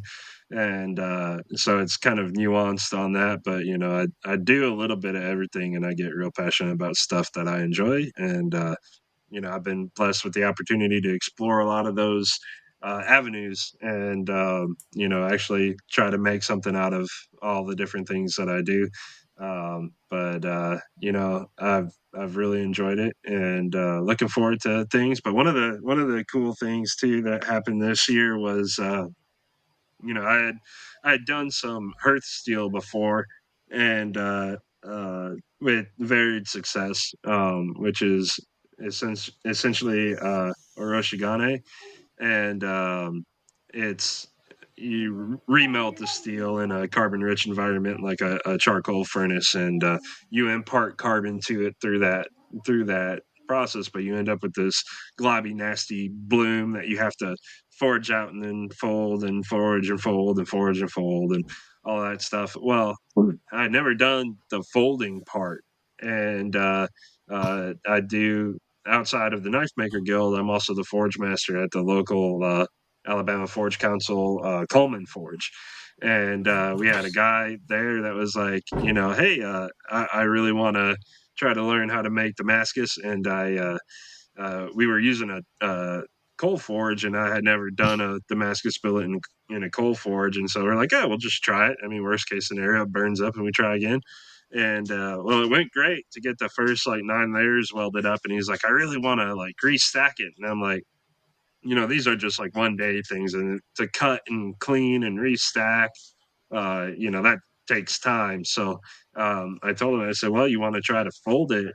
I watched Emiliano Carrillo at the Viking spear forging class that I did up in Tennessee go through the process. And so I knew what he did. I just have never tried it. And so I said, well, let's try it. So we went from 9 layers, and in 4 folds went to 144, and it was in less than an hour.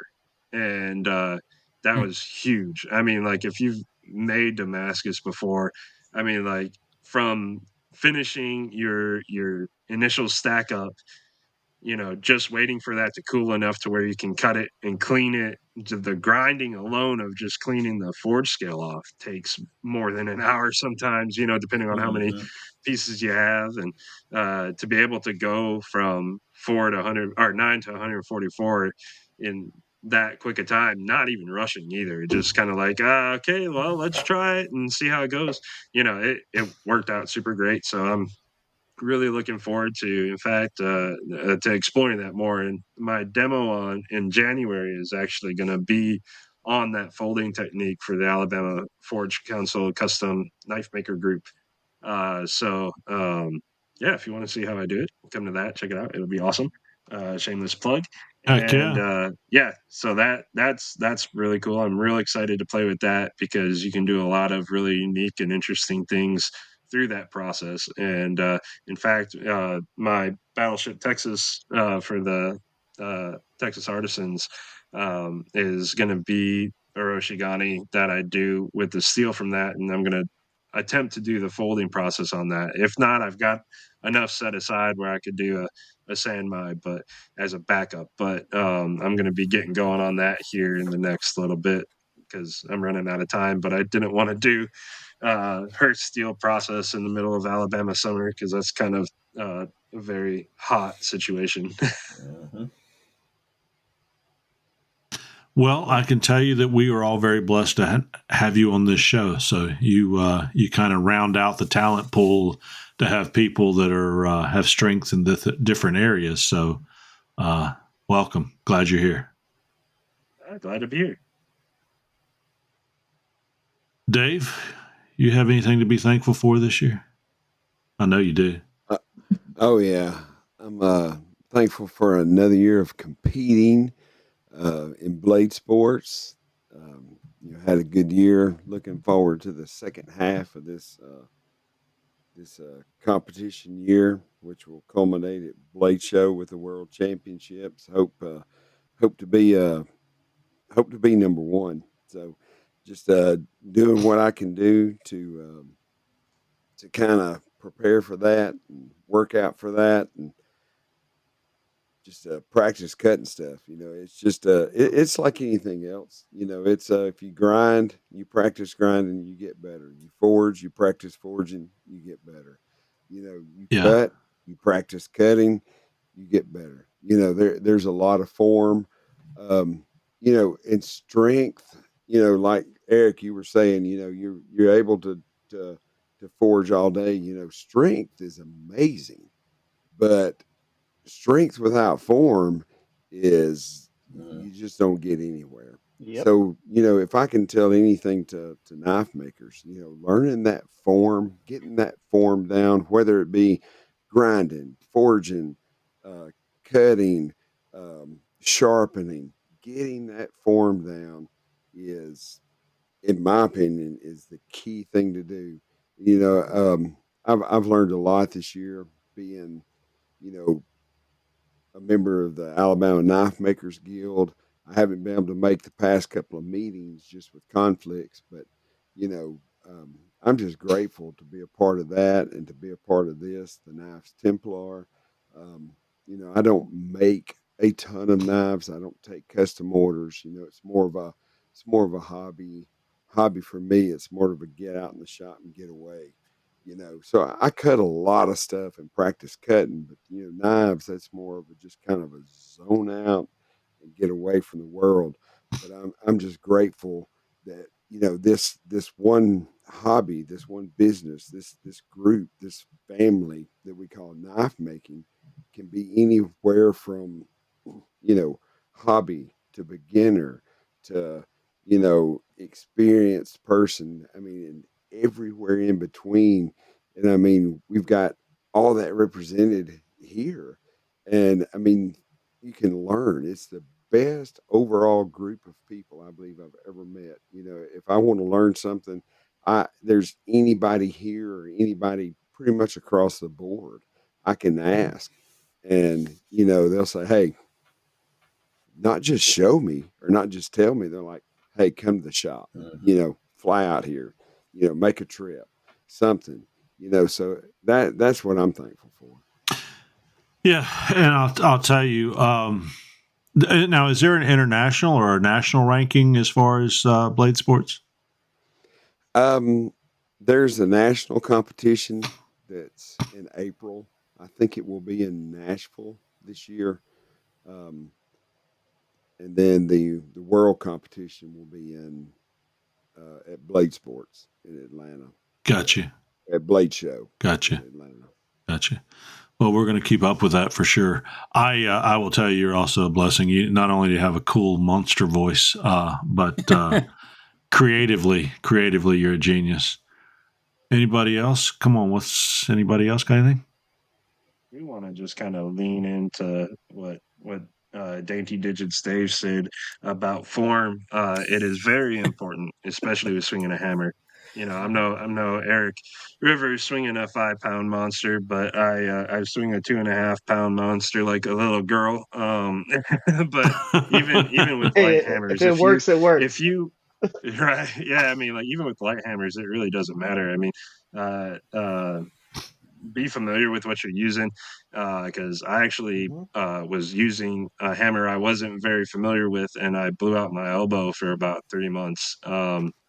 Just because it was a different weight. It was, a different shape than I was used to. And, I didn't have the greatest form when I was using it back then.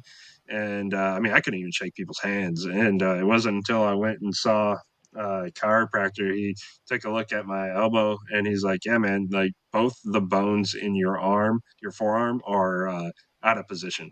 And he popped them back Put them into back. place. And yeah, and I left and I shook his hand and I didn't think anything of it. I got back in the car. We're getting ready to leave. And I looked at my wife and I was like, I just shook that dude's hand and it didn't hurt, and so it's real important to really learn technique when swinging a hammer. I mean, that was years ago for me, but it doesn't take much to mess it up. And I mean, I'm getting older every day, but I'm also not too bad on the age thing there. So I mean, even if you're young, you can still do some damage that's going to hang around if you don't fix it. So learn good technique. I will tell you, whether you're swinging a pound hammer or a 5-pound hammer, it don't matter. Neil Kawamura just watched, I may have mentioned earlier, just watched his video on making a chef knife. And in that particular episode, he talks about using proper methods to swing the hammer. And he shows how his arm comes down, his elbow comes down, and he snaps his wrist to land it. And I don't know, you guys may be able to explain this to me. When that hammer hits that anvil, and I'm talking about my Swiss anvil, just perfectly, it bounces back off like a bullet. It's like the most perfect boom. It's back up, and I'm like, the first time that happened, it scared me. I thought there was an explosion underneath my hammer. Remember the exploding fishing lures? I'm kind of careful of these things, but then I've got to see it that when I do that, I know I'm hitting it right, because it's just like bam, and it just pops right back off like a little explosion lifted it. So proper form. Hey, Mark, I know you've got a lot of good things to talk about, but before I go into that, I do want to say, hey guys, if you're looking for a grinder or accessories, you can, if you put in Templars 20 at ameribraid.com, you can get a 20% off on parts and accessories from Ameribraid grinders. The owners there, Ameribraid, Erick Abe and Kevin Rourke, developed one of the best grinders, accessories, and tools on the market. These guys are as innovative as I have seen. Take a look at one of their 3 packages to see which one's right for you. When you call Ameribraid, you're going to speak with one of the owners, guaranteeing the best service around. You can find them at ameribraid.com. And whether you're buying one of their 3 machine packages, and I certainly recommend getting the Mastery package. That's the one I got, with at least a 1.5 horsepower motor. If you've got 110, or if you've got 220, go the 2 horsepower. But you can get 20% off at checkout by putting in Templars 20 on parts and accessories. Also, don't forget to visit knife-wood.com. Oleg Bashkovic, he makes some of the best stabilized wood out there, and he ships it from Russia to your home. Once you see his products, you will be sold on his quality, artistic ability, and customer service. Visit him at knife-wood.com. I also want to make sure that if you're looking for a forge, you want to check out majesticforge.com. They manufacture gas forges ranging from 2 to 5 burners, and with many different forges to choose from. Us guys over here at Knives Templars are sure that you're going to find a Majestic forge that suits your needs. Their knife forges come in either 2 or 3 burners, and in both economy and deluxe styles, and you can find them at majesticforge.com. So, Mark, how's your year been? I've seen some good things come out of your shop. Yeah, it's been pretty good year. I'd have to say, it probably started, and I'll bring this up. It's a little bit tough to bring up, right? But, I think it's good because someone might be listening, right? So, we went to Blade Show, right? Which was my first Blade Show, and it was an amazing time. But it was also a challenging time, right? Because really it had been a little while since I've been to a big event, right? Because I have some lingering PSTD. I can't even say it right now. Issues, PTSD issues, right? And yes. And I didn't even want to go, right? And my wife's like, "No, you've been wanting to go to this, let's go." And so she decided to go up with me.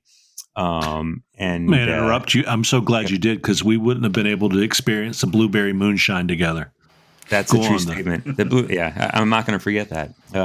But yes, so I got some medication which I hadn't been on before. So and that kind of was enough to kind of get me up there with 100,000 people or however many people were up there.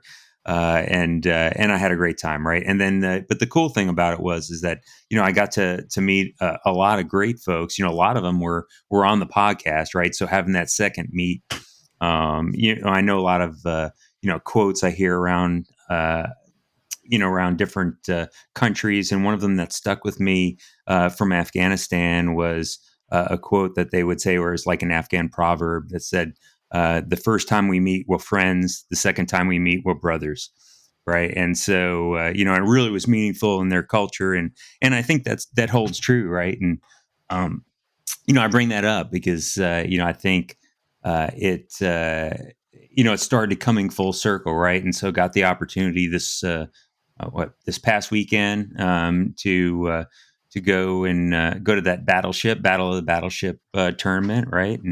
And got to see, now everybody wasn't able to come down. I know Josh Howard wasn't able to make it this year, but our own Josh Varan got to come down here and compete and did another, amazing job. And found out that it's my fault that he lost, right? Because I did not buy 4 more tickets and put it in his bucket. Because I think that was what separated third place, which, his third place and first was 4 tickets. So he could specifically blame me for not throwing 4 more tickets in his bucket. I did try to pour the tickets from the neighbor's bucket. I know I did try to pour the neighbor's bucket into his bucket of tickets, but they caught me, and then I don't know, it all went on downhill. But and then for some reason my knife showed up and was advertised on his table. I don't know how that happened. But so it must have just fell there and came out of its sheath and sat there while people were taking pictures of it. So that was a good experience. But no, it really is. It's amazing. I don't know. That's why you got as many as you did. I mean, I would like to say Josh should have bought 4 more of his tickets. So. But no, so I'll tell you, it was really great, right? Because seeing these guys in person, it's one thing watching stuff on TV or watching a video, but seeing these guys, in person, move along, just knowing what to do and move there so quickly. I mean, it's amazing, right? I'm taking a month to make a knife, and they're forging one from a billet, into these great versions. Let me tell you there, because I think you said something very key. I've watched Erick online, and I don't think I've seen Jason make a knife other than through still pictures and such and little segments.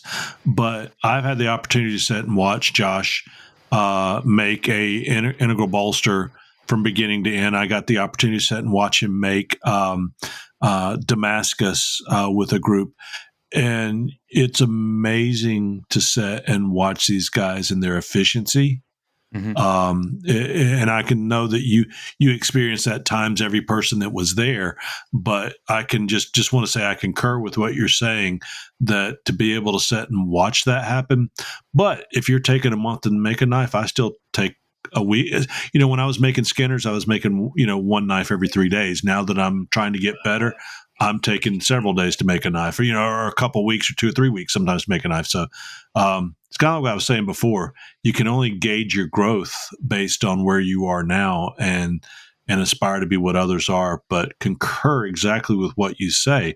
But you're talking about other people's skill set. Man, your growth, these last 4 knives you made, you are quite the knife maker these days. I hate you too.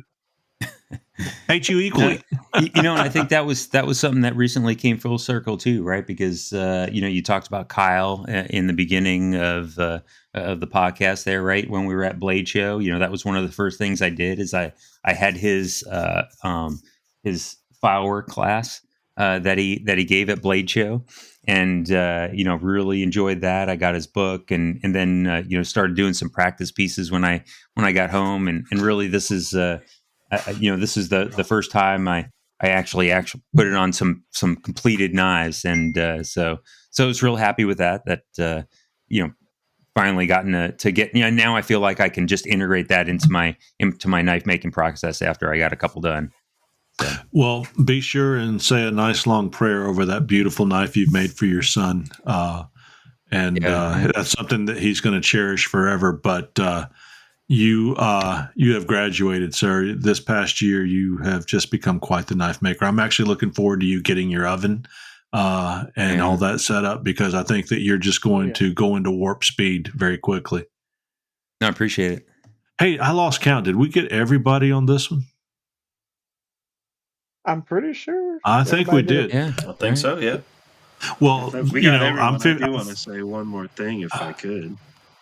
Hey, can you just hold it right there, because I have one thing left to say. Tranquility Base here. The Eagle has landed.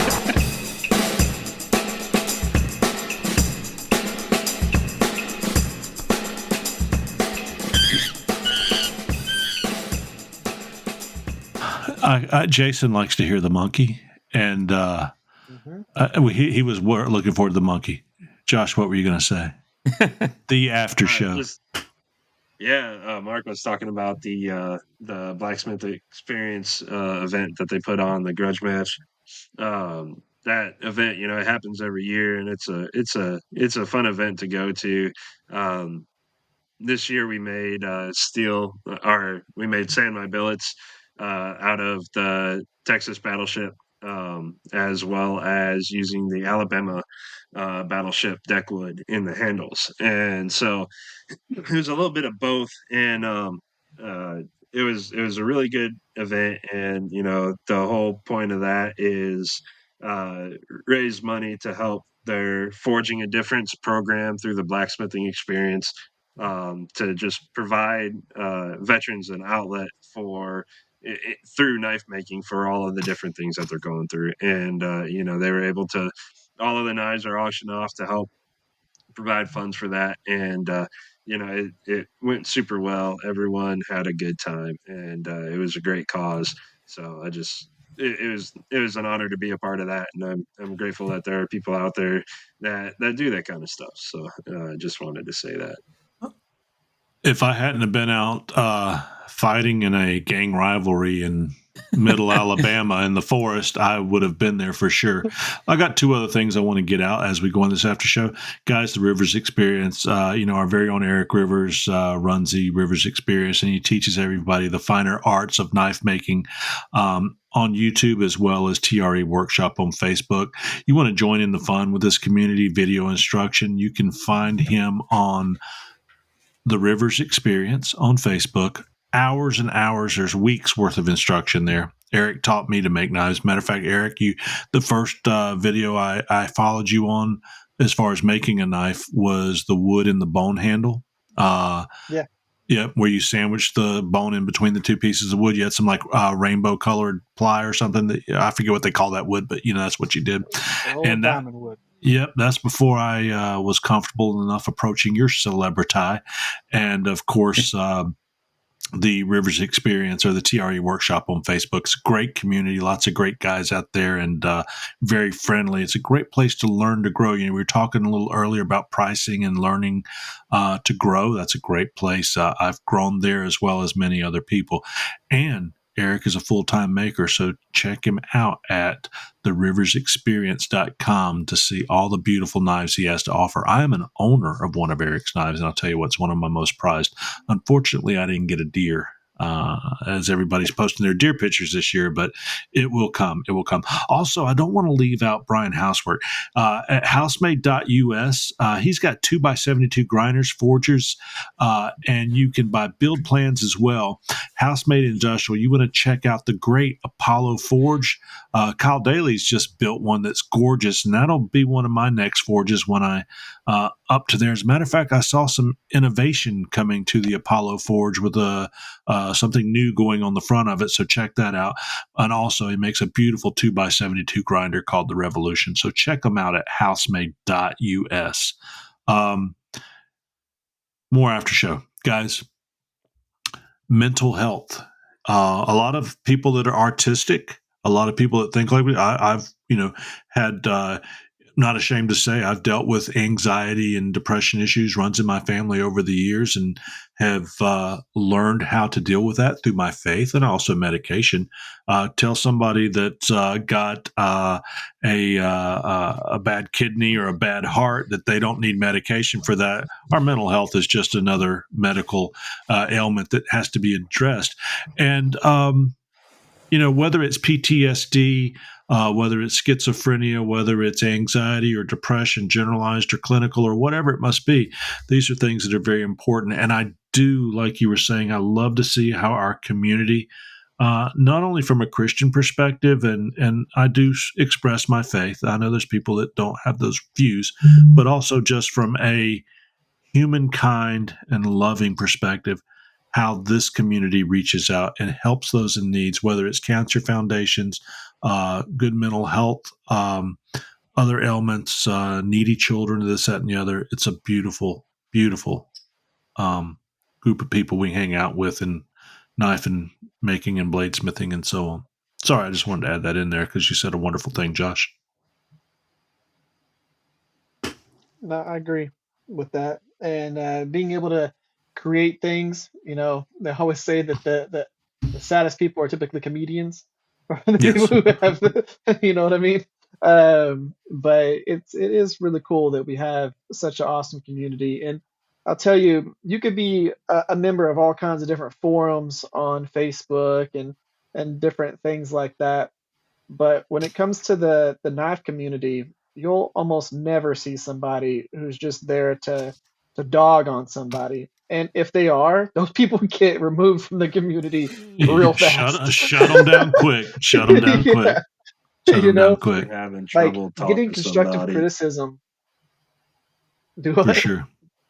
I would just say, if you're on the mental health thing, if you're struggling, talk to somebody, man. Like, I lost a friend about a month ago, and he took his life.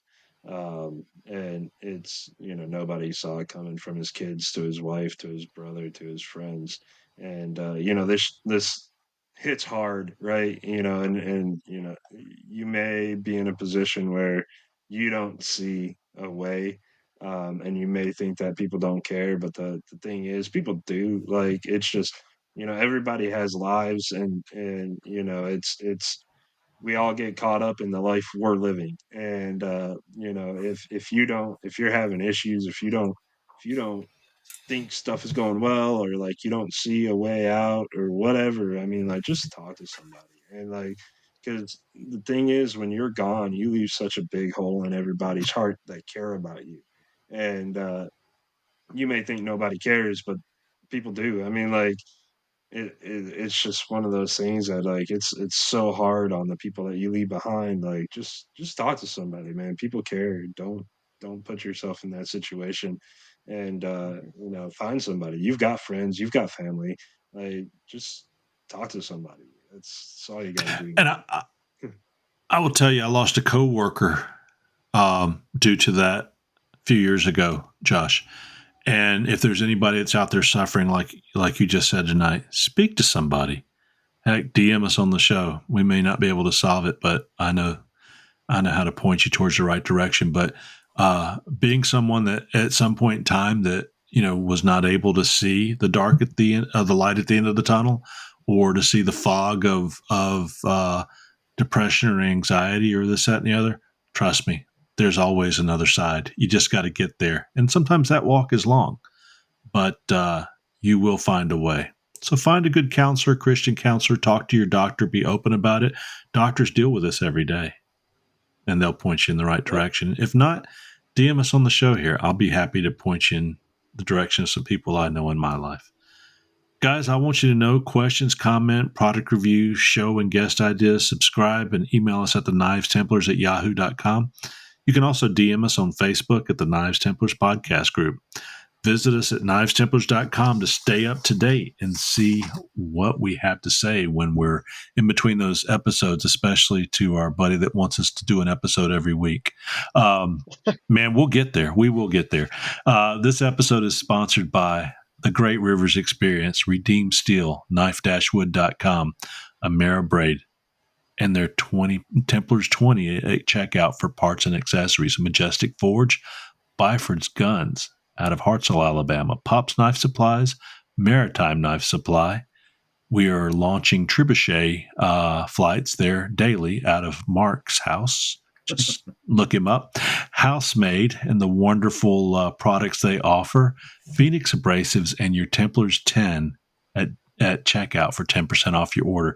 You can find us on iHeartRadio, Spotify, Apple Podcast, Google Podcast, Anchor, Amazon, and CastBox. List of resources, suggested materials, and social media handles at Knives Templars Podcast on Facebook. And again, knivestemplars@yahoo.com is the best way to get in touch with us. Merry Christmas to all. Count your blessings. Merry Christmas. Grievances and the grievance poll and Festivus is just being funny. It really comes down to treating people the way you want to be treated.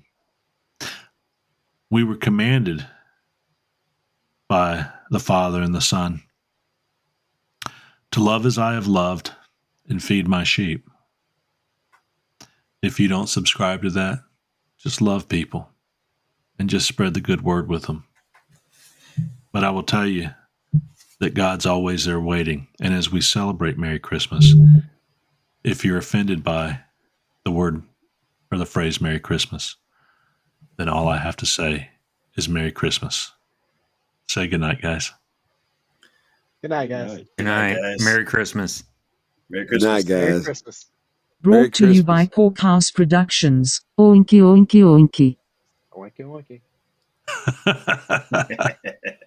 That was good. That was good.